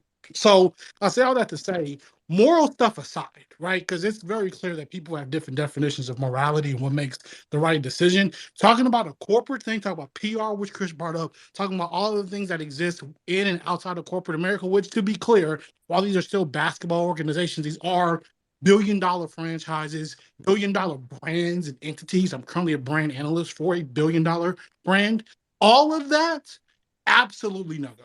Like if Ime Udoka was coming to any other entity outside of in corporate America, he would be an immediate no-go. That suspension, that fired, his career would have been over. There are plenty of examples of CEOs, which is probably about the equal or high-level executives that have done something similar to what Ime Udoka did. You know what they're doing? They're sitting on their butt at home, not being employed. Now, are they still millionaires? Are they still collecting their check? Are their life's over? Absolutely not. But their ability to work in the field that they exist in is completely gone. There are countless scenarios and countless examples of that occurring. So please spare us with all of this intellectual hopscotch that people are doing trying to evaluate. Well, listen, the Brooklyn Nets, it appears that they're either making their decision or have made their decision, and that's the route they want to go down. That's the route that Josiah wants to go down. That's his right. This is a private entity. But when people come in here and they say this is a bad decision, this is bad PR, don't try to do the mental gymnastics for it. There's plenty of examples of what's occurred in the past, plenty of examples of what occurred in the future, and don't say if this was corporate America, blah, blah, blah. If this was corporate America, his ass would never job again. Yeah, I that's why I wanted for you to close out that set. Thought it was worth you, speaking from Hey, experience. Domo, can I ask a real in-depth question? Because what you said about consent is very important. I do feel like people think that once you get a yes, that means that consent is now over with and that's done. Like that is a thing that consistently can change. So that's true. But my question is, and again, we don't have the full details, but are we saying that he made a advance on this woman as far as a sexual assault? Or are you saying it's more so he was saying comments that were not okayed by the female? Sexual assault has an extremely broad definition, especially when you depend on the state in which it's in. Sexual Okay. assault can be something as simple as a comment, like you said, right? Sexual assault can be me walking up to a girl and saying, your butt looks fat. That's sexual assault. It also can be something as extreme as me forcing myself on a woman. It was reported that Ime Udoka made a sexual advance on a person without consent. Depending on the state in which you're in, depending on the morality, it also depends on how you look from a legal perspective, looking from a moral perspective, looking from a corporate perspective, right? So depending on which context we're talking about that, it appeared, to my knowledge, no charges have been filed. So I believe we are throwing legality out of it to an extent. So it depends on your perspective of it and how your company classifies it. I can say in corporate America, which was the context we're having it in, if I walked up to my coworker and said and made a sexual approach to them, that is considered workplace harassment and sexual assault, regardless of what I do. Any type of comment, any type of gesture, any type of nature, if there's no consent there. And to the workplace. If this was happening at the Celtics facility, That's 10 times worse. Yeah, and the one issue, and I had said this in real time, that I thought the Boston Celtics didn't necessarily handle it in the best way, is that they classified it as something different. They literally said that it was a violation of like team. What was it? They actually had a quote, and it was an improper relationship. Now I gotta find. Oh, damn it! Improper Policy violations. Yeah, relationship with a female staff member is how they phrased it. yeah, and the original report, and then this is also, or the original rumor, which then was fueled by Matt Barnes' apology video, is worse than what's classified as essentially an in-house issue, right? And that's leading to this ambiguity, and that's why I had stated before, like I don't see him coaching, because if a team does their due diligence, I am on the side that I think more comes up. And if I am a team, owner or a general manager of a multi-billion-dollar brand, I need to make this hire to be the right hire for not just the team, not just the coaching, but to further continue the development of my brand. Who doesn't, they can't really afford another black eye, because you've got a team now that was signed in free agency with KD and Kyrie, saying that they were going to build a championship team in Brooklyn, coming off the heels of a Russian oligarch owning the team who said he was going to get a championship in Brooklyn. And then the Knicks, who through years of putrid basketball play still maintain dominance. Like, there's a subsection of fans who are saying, hey, we're open to possibly bleeding Nets fans. And now the Nets are looking at, we might have shut the door on potential growth. Again, business rules here. And sometimes the better business decision needs to outweigh the better basketball decision. And if you go down this rabbit hole and try to justify whatever has transpired to simply get a basketball decision fixed, like that's going to cause issues. Anyway, let's move off of this. Move on to tonight. We have one of the hosts of Live from the Mecca. You can catch him here with Jeff J. Says and Cedric Shine. This is Sean with a W. You can also find his work at Knicks Film School. So I urge all of you to shoot a follow.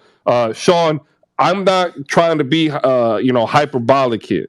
I honestly believe that the Knicks have a chance to beat the Atlanta Hawks, because I believe they have a defense that is actually good enough to contain one of either Trae Young or DeJounte Murray. But more importantly, I think they're actually a better ran team with Jalen Brunson than they have been in the last two seasons. And I think that the floor for the Knicks have been raised significantly. And when I see Julius Randle buy in, when I see RJ Barrett try to fit in with what they need now, and then I see the actual hustle that every other player is giving, like Isaiah Hartenstein or Obi Toppin when he has those minutes, I'm really impressed with what the Knicks have been able to put together this year. Why am I going to be right with the Knicks winning a close game tonight? First of all, thank you, Chris. And before we get to that, I would just like to take 10 seconds to laugh at the Brooklyn Nets.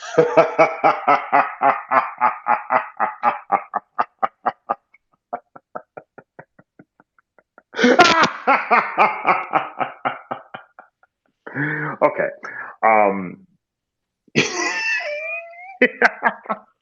This city is under new management. Oh God, they never learn. Okay, that's enough about the Nets because they're irrelevant. So, in regards to the Knicks, why could the Knicks win? I mean, the Knicks have beaten the Hawks in the regular season 8 of the last 10 times they've played. Like, why can't they beat them again? If you think they can't, that's because, people are like, LOL Knicks, it's the Knicks, it's that, the third, lazy, first take analysis, Stephen A, box office. The Knicks have improved, the Knicks have gotten better. We actually have a legit point guard. I mean, I've went through all these things. Like, listen, if you understand basketball, if you actually pay attention to all the teams and not just what First Take or Undisputed or Bleacher Report tells you, you see that the Knicks are better. Julius Randle, if you look at the shot chart this year, the 95%, 97% of his shots are either behind the 3-point line or in the lane. No more of these long range middies, no more of the 18-footer, baseline 18-footers, none of that shit. So it'll be a good game tonight. Shout out to everyone who pulled up to live from the Mech yesterday. We did a collab with Hawks Fan TV. I would say, listen, I'll tell you right now, I miss those guys, and the feeling is very mutual. We actually have a really good conversation about the game, about each team, how our offseason was, what we've expected so far. Now after the game, there'll probably be some shit talking. No, there will be some shit talking, depending on who wins or loses, right? But it's always been good. And the one thing that the Knicks fans and the Hawks fans can agree on is that the Toronto Raptors fan base is a bottom 5 fan base in basketball. And there are like Keenan. I see Keenan down there. He's good money. Nelly J is good money. Obviously, there's good fans, but like as a collective, like good God Almighty, they are terrible. So we agree on that. So that's it for the game. I did want to ask. I'm assuming you discussed the Warriors already. I would just say that to the Warriors fans who are saying, "Well, it's only been 8 games, so don't judge after 8 games." Well, if last year after 8 games when they were 7-1, you're like, "Look, see, the Warriors are back." You can't have That's a fact, Sean. That's a fact, can't bro. have it both ways. That's So, a fact. do I think the Warriors are going to stink? No. I think who said it? It was Jonathan said it, and I agree with him. Like by Christmas, you are basically who you are for the most part, unless you're the Boston Celtics and you decide to get your seasons together on January 6th, which I don't think is a coincidence. That's neither here nor there. But after 8 games, you can see you can't use a small sample size to your convenience, and that's whether you're doing good or doing bad. As for the Knicks, and I see my man Jay Nicky down there in the audience. He says I know he agrees with me. Like we've beaten the teams we're supposed to, we've lost to the teams we're supposed to. If you're mad that the Knicks are 3-3, you should manage your expectations, not the Knicks. So it'll be a good game tonight. I'll be at the game. Seth will be at the game. Jeff might be at the game.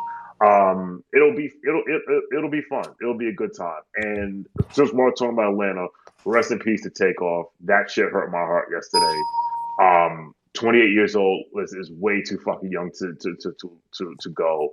I know that there's going to be heavy hearts, obviously, for the Atlanta Hawks because Trae Young's very close to the Migos. And listen, Migos rings off in New York, too. So there's going to be a lot of emotion about that. I don't know if they're going to do a moment of silence. I don't know if they will. I don't know if they won't. But, just want to say that rest in peace to him, to his prayers to his family, everyone around him, everyone who loved their music. So thank you. And last thing, I was on the Knicks Film School podcast yesterday. I'll post it in the Jumbotron. We discussed a number of things, including we rehashed the Donovan Mitchell trade a little bit more, and we dove into if Danny Ainge was actually dealing in good faith.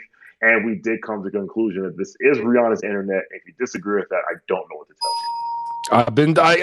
you. You know what? I told you that too.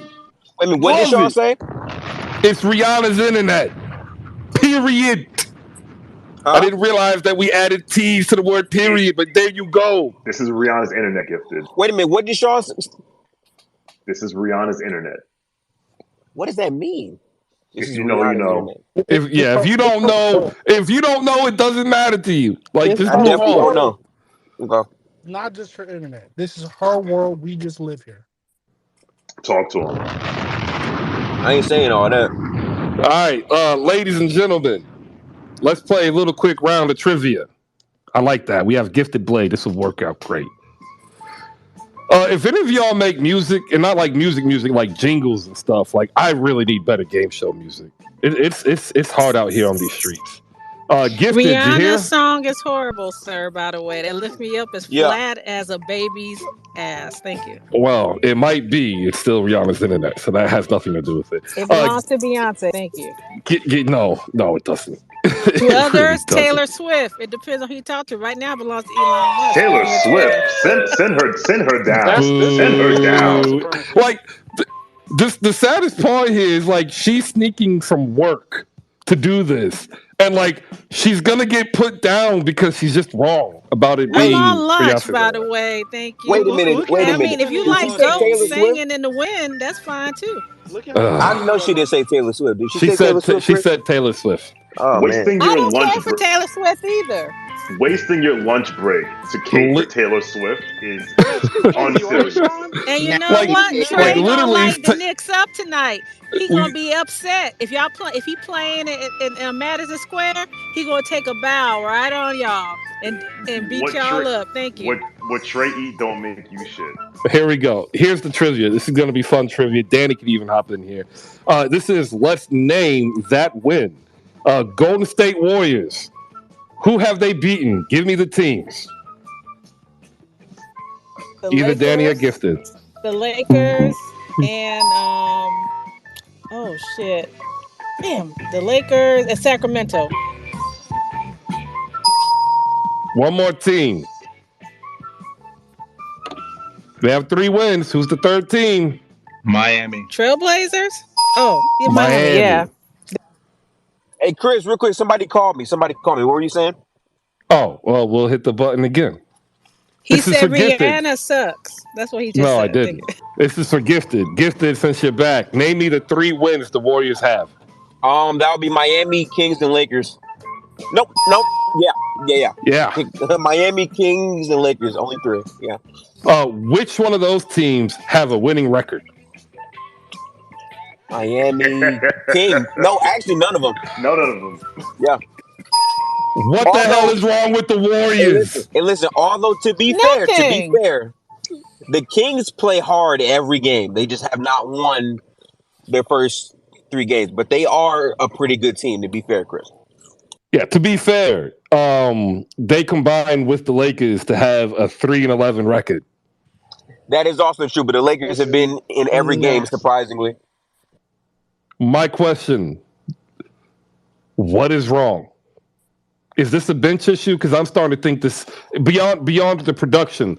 Do the bench pieces fit? Is this something that is going to be fixed by Kerr, or is this something that the Warriors fans need to actually say, "Hey, we have a vulnerability here, and we need some help"? What you got? We It's need to call bench somebody, Domo. defense. Yeah, So let bench. Gifted go first, and then we'll get Danny, and then we have Micah and Raw and somebody else. So it's bench defense. Having an even conversion rate as far as your efficiency on shots, and also, um, I would say the fact that Steph has been the main consistent guy, which is expected, but after him, it's kind of a drop off. If you look at points, rebounds, field goal percentage, 3-point field goal percentage, assists, Steph is leading the team in all of those categories. That just can't happen. All right, fair enough. Danny, hop in here. They fouling too much. They're not moving their feet on defense. They're not communicating on defense. Steve sometimes uses the bench too long. I know he's trying to give everybody minutes and also energy. They're coming off a win. They probably didn't expect to go all the way themselves. So now you've obtained the ring.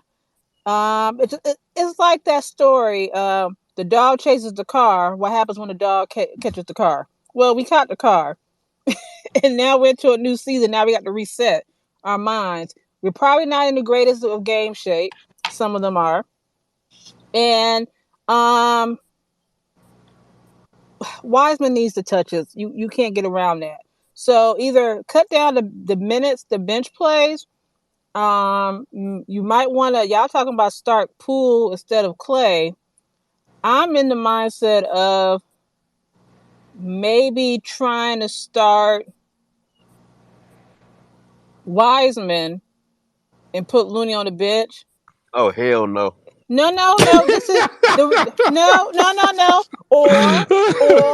Or your other option is send them other two guys on the bench that you're not even playing to G League, and maybe call up Dwight Howard as a backup and someone that can help Wiseman, because Wiseman don't know how to read rebounds. That's why I said in the chat, you might want to call Dream Tim Duncan and call Dennis Rodman for rebounds and teach Wiseman how to properly rebound and how to read rebounds, how to decide how to move, how to post up properly. No disrespect to Looney. That ain't Looney's game. He don't post up. He needs somebody to back him up or teach him that. That's just me. But other than that, it's energy. They're not playing good defense. They're fouling too much. They're lazy right now. They're just going through the motions. Give them 20, 25 games. We'll see where we at that point. What's for lunch? You know what? I had a roast. I cooked in the air fryer, some green beans, and some. I brought some rice, some lime rice, that's what I had left over. Yesterday we had chalupa, so I still had leftovers, so I just brought it for lunch today. All right, There you go. Way better than French fries. I had them for dinner. Yeah, well, I'm sorry. You would waste a good meal with French fries is beyond. But I hope you do enjoy that mid item. Here we go. All that salt and sauce you're gonna dip on there, probably ketchup. If they're cooked, if I cook them hard and they're hot, I eat them with a little bit of salt. I may put some seasoned salt on them. You never know. I might eat them just plain. It depends on how I feel. And then maybe, I might dip them in some of that. Maybe I'll make me some loaded fries with some cheese, maybe a little sour cream. Could you just melt the cheese and add the bacon and just have the cheese and bacon already? It's just so do that. Good. Cheese and bacon is delicious. You're right. Love cheese and bacon. Look, one thing that we need to acknowledge is we are beyond the scope and reach of candy corn. We have Sean with the W. He's going to be picking up all the candy corn at your local CVS and Walgreens. It's half off. But we are now entering the season of Thanksgiving. And the very first thing we have to make clear here is all you people capping for these skinless French fries that are going to be doused in a pound of butter. Please stop. You're not here to eat mashed potatoes. Are you talking about mashed potatoes? Chris. You are not here eating mashed potatoes. You are out here eating butter. There just happens to be potato material in this butter. Nah, that's crazy. Take the skin off. You don't take the skin off. You can get you some red potatoes. That's fire. And then you can get you some sour cream, some bacon bits, some cheese. Bam. Loaded skinless mashed potatoes. French fries. Chris, skinless French fries. Yeah, there's tons of things that are sacred. Is nothing sacred? You don't like sweet potato pie? I want to hear your take on that. We you know what? We will get to that. That now's not the time. Now's the time to talk ball. Because I have to question our Twitter friendship. If you go crazy off of sweet potato pie, I have to question our Twitter friendship. Well, so the one thing you have to understand is pie is superior to cake. So you are already starting at a higher position. We're going to go with Sean because I don't know when he has to bounce, and I know he's got something. If you want to come on up, I'm going to unfortunately say we're on the back end of the show. We're getting ready for final takes and the closeout, so we're not going to be bringing anybody else up. We'll go Sean, Micah, Rob, Bonkai, and then we'll get final thoughts from Danny, Gifted, and Donald. Thank you, everybody. Good afternoon.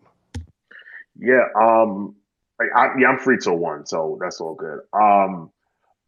In terms to answer your question of what's wrong with the Warriors, could it possibly be that they're all still in their feelings because Charles Barkley told the truth about Klay Thompson on the Bill Simmons podcast? I like that. Because the amount of whining about something that's 100% true, like yes, the dude that tore his ACL and his Achilles is not the same guy. Like, why did you think that it would be different? Because he's on the Golden State Warriors? Like, come on, he's not the same guy. It's okay. And he's still. The thing is, he's still good. I got an issue with this though, right? Because what my issue is like painting it in a way to where people were expecting Klay to be the same exact guy. I don't think that's fair. They're looking at what he's shooting now and trying to say, oh, well, he's not the same guy. No, he's not the regular efficiency. And I think regardless of who he is athletically, the efficiency level is something he can absolutely control and get back to his self, in my mind.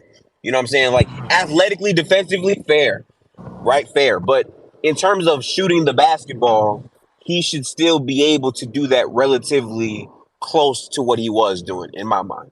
Oh, I agree. And I think he bounces back and offensively is Absolutely. going to do 43, 44% from the field and 39, 40 from three after Christmas. Like, I'm with you. My issue is the athleticism is no longer there. And he was never Andrew Wiggins' athlete, right? But the disparity in the defensive abilities now become apparent where you're looking at the team, at least I am, and Clay's the weakest defender on the starting unit. And that's no good because the team, they're attacking him. Yeah, and one of the keys to the Golden State dynasty is that, like, I got this guy that can guard your best wing guy. And like, listen, and also to your point, Chris, like, it now takes him a little half second longer to get around those screens because he don't got the same burst. Like, all this matters. Like, so I mean, listen, I understand why Clay will be upset. If someone said I was cooked on national on a podcast, I'd be upset too. But I mean, it's true. So Father Time is undefeated. This shit was gonna last forever. So, and coming back from those two injuries, those like the two worst injuries a basketball player can have. So, and no, go ahead. No, I'm done. All right. I was gonna say he even actually mentioned it, and this is what I'm pro Clay on this. It's also the mental toll. Like, I've had to recover from major injury. Like it's been 10 years and I'm still somewhat recovering. It's hard to get back into something you were so comfortable with that it was second nature, and then you were gone for 2 years. It's not even also the physical part, it's the mental part. And he's admitted he's not necessarily there, but that admission in itself is a positive thing. Because, again, I think that helps him get to where he was last year, which was still a 20-point per game scorer at 44% and 38 from deep, which is all you need him to do, except defensively.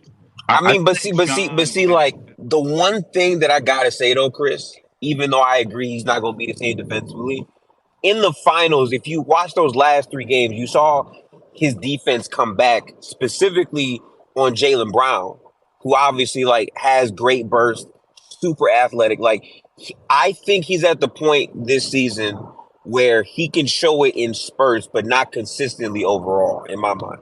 And I would agree. And bringing up the finals is perfect because the added adrenaline and the seriousness of that nature, and especially as a player who's won it and they understand the mentality required, he locked in. Ron, hop up in here. I know you want to add something. Go ahead. Yeah, I mean, I would just say cooked is too far, Sean. Watch yourself, who I've just met today, and Chris as well. But listen, I'm not. He's Fat Elvis. Is that better? He's Fat Elvis. Hey, I came on here to jump off the ledge. I'm not gonna lie, guys. I was gonna come in here. What's up, Paris? Well, I don't know who that is, but I was gonna come in here and just talk mess about the Warriors. But Sean talked me off the ledge, man. I seen this man come up here and talk so much pride and joy about the sucky New York Knicks. The Knicks suck, but Sean is the man. Shout out to Sean. Shout out to Bankai. You guys are incredible. Your team sucks, though. So when I see you come in here year after year and just talk amazingly about the Knicks like they're going to do something, I was like, you know what? I have to ball up everything I was going to say about the Warriors and say, listen, yes, Clay is not Clay anymore, but cooked is too far, okay? And yes, hey, look, I'm on my burner, so F it. I think we should be starting Poole, okay? Like, we should be starting Poole. And what the hell is Iggy doing on the bench? What? We need a defender. We shouldn't have got rid of GP2, y'all. That is really the hole. Like, that's why we losing. Like, to be honest. But he's hurt too. What are you talking about? Now, we definitely should have moved off of GP2 because if we did it, we wouldn't have had the money to extend Poole or Wiggins. So I don't regret that in the slightest. Or pick up DiVincenzo. Yeah, that too. We wouldn't be able to talk to him. We got Wiggins for 109. I mean, we punching people in the face. Like, we got to calm down here, man. Like, there's a lot of stuff going on, man. Like, I'm just being honest. I'm frustrated. Obviously, you can tell, but man, I don't know what Kurt's doing. Wiseman, I'm gonna say this out. I'm not gonna say this. I'm gonna say it. He may be too slow right now. I mean, he is too slow. He's just too slow. He doesn't know what's going on. It's gonna take him longer to acclimate. I mean, it's gonna take him longer. It's gonna take him 30, 40 games. I mean, thank God we got Curry there. He's a really good passer. People don't really know that. That's one of Curry's like under skills. When he can play really well with big men. So that's why he's getting those points early off. But he has to defend better. He has to be quicker, and he has to rebound more. I mean, if we had him, we wouldn't even need to pay Looney what we paid him. I mean, he's a backup. He is an amazing backup, but Looney is a backup, y'all. We can't keep doing this every year and getting away with it. Like, somebody gonna figure out what we're doing. Like, come on. Ladies and gentlemen, it's time for trivia with Raw Sports. Sports, unapologetically, we hold nothing back. Who has the worst defense in the Western Conference? Oh, Chris. Is it Denver? The Clippers? The Lakers. They're actually pretty good. The Lakers? What? They're top 2. The Blazers. Ain't the Spurs. I think Chris just likes Memphis. Dallas. The Memphis Grizzlies. Who's number 2? The Warriors. Makes sense to me. There's something wrong, y'all. I don't know what it is, but I think Steve Kerr will figure it out. Why? Because Steve Kerr, like Doc Rivers, is a great coach. Oh, man. Yeah, that was nice. Ladies and gentlemen, we are entering the final take. We'll go to Micah first and Bonkai. We'll double back down with Raw Sports, Pez Burner, Danny D. We'll close out with Damo, Forever Gifted Blade, and Sean with a W. Micah, go ahead. First off, a 6'3" guard being the leading rebounder on your team is nasty. So I hope they clean that up. We'll see. It's just something to be seen. And, like, we need to just start admitting that these guys get older. And you don't necessarily see it. Like, it could be a small, minuscule loss of a step. Like, if you look at the difference between gold and bronze in a Olympics competition is like 0.02 seconds. So just a minuscule loss of a step can change how competitive you are. And real quick, I've been saying this. It is okay to admit that your former player makes another team better.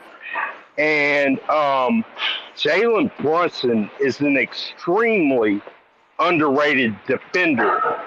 And the only issue was he is undersized.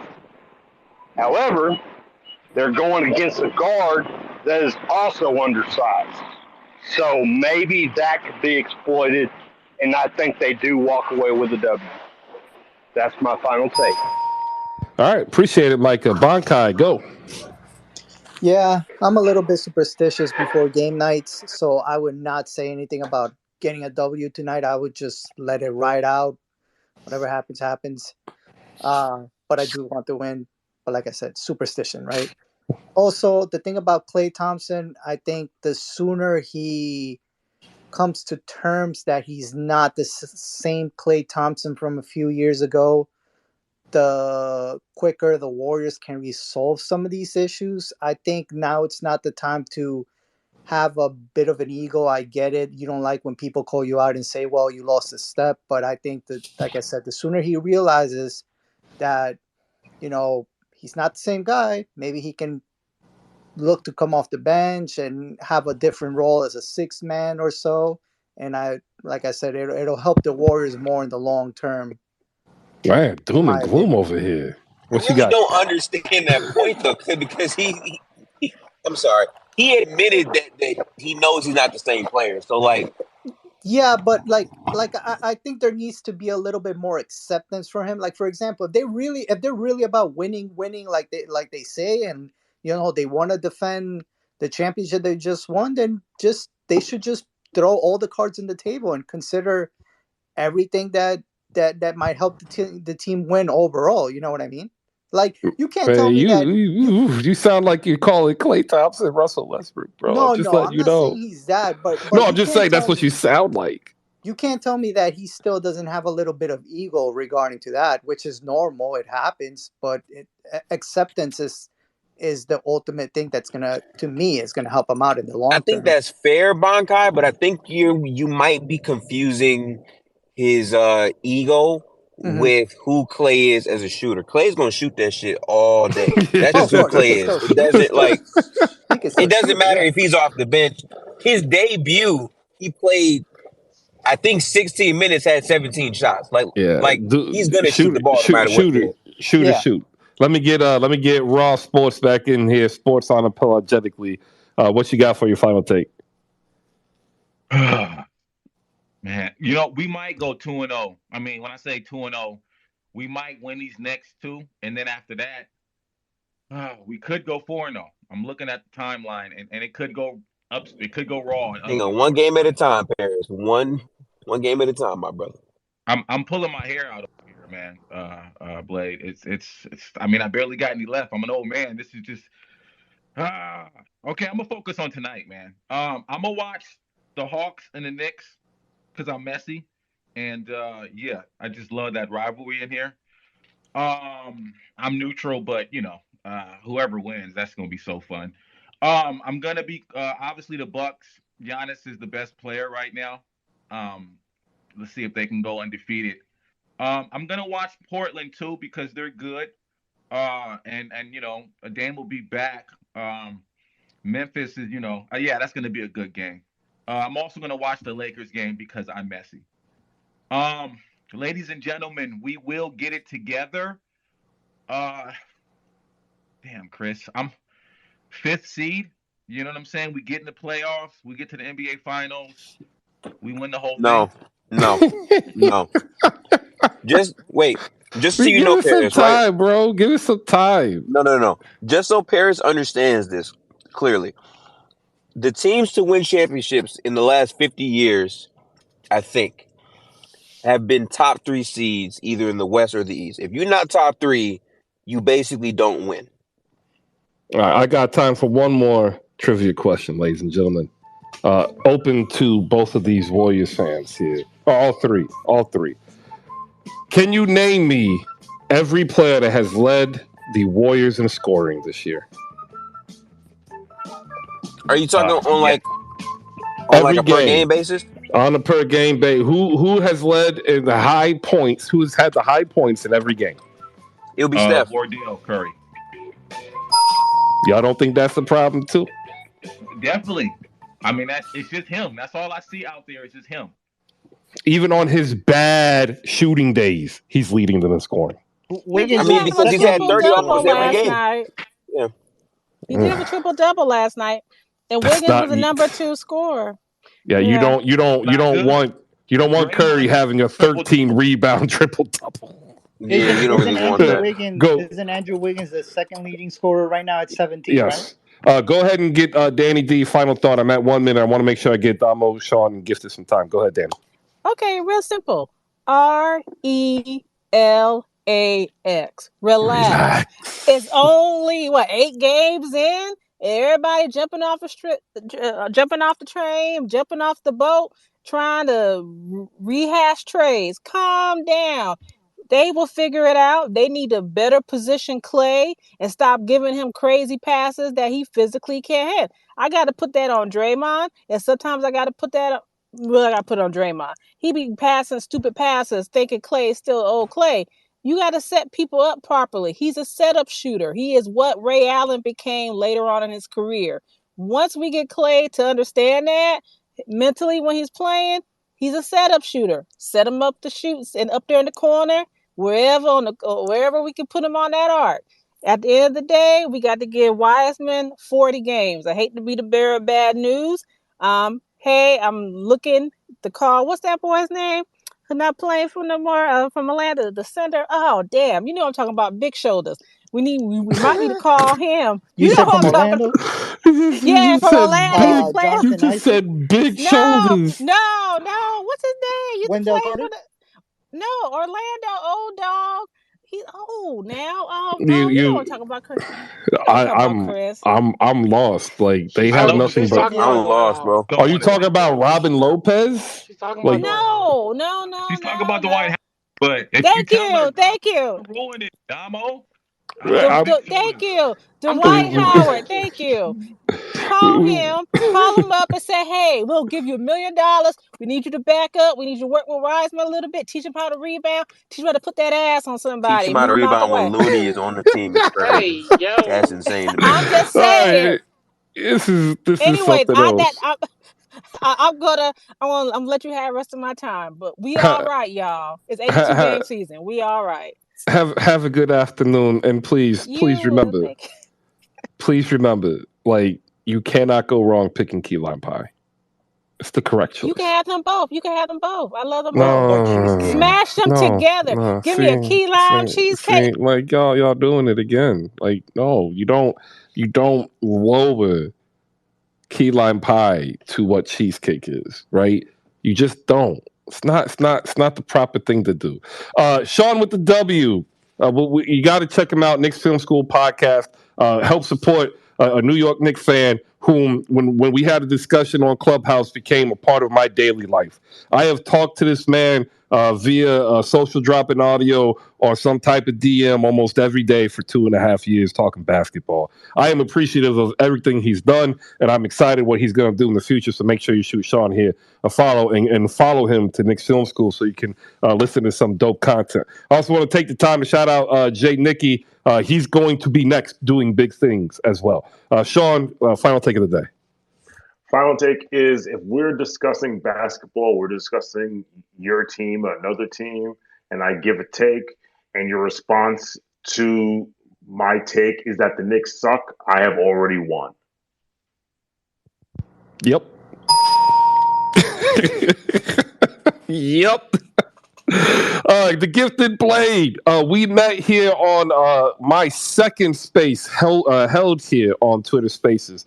He has now circumferenced the Earth 1 year, 1 month, 3 weeks, 2 days since we met. Gifted Blade, you got to follow him on YouTube. He's got a goal that we're going to try to help get him to. Gifted, what's that goal? Yep. Still aiming to hit 1,000 on YouTube. I have been working very long shifts since the start of the season, so I haven't had time to actually get back in my bag on that. But thankfully, I'm off today, so I have a bunch of videos coming on the way soon. Obviously, like the whole KD situation, I'm gonna probably try to tackle that at some point today. But we got some things in the works. All right. Make sure you check out The Locker Room with at NBA Film Spaces that's hosted by the Forever Gifted X Blade. And Derek Stein hosted the Not Just Dribble podcast, which I want him to bring back. I also want to talk to him about doing some of these reaction videos similarly to what JP the Franchise, our newest addition here. And Gifted, we got to get your stuff up there as well. Yes, Heaven Sent, by the way. Big shout out to her. The biggest LeBron stan that swears she's not a Raptors fan, but we know she is a Raptors fan. You know what I'm saying? Shout out to her. Shout out to her. All right. What's your final take for basketball, man? I'm excited about basketball. Watch more OKC games. Shea's averaging 30 and nobody cares, sadly, but he's really good. I respect Pascal Siakam. He's still doing what he's doing, so that's cool. But watch as many games as you can. I want to apologize to the Suns, too. I still think they can be good, but they've started the season out better than I thought they would. So big shout out to the Suns, for real. Look at that. Warriors fans bigging up the Suns, whose fan base, by the way, is worse than the Raptors. Like That is a fact. That is a fact.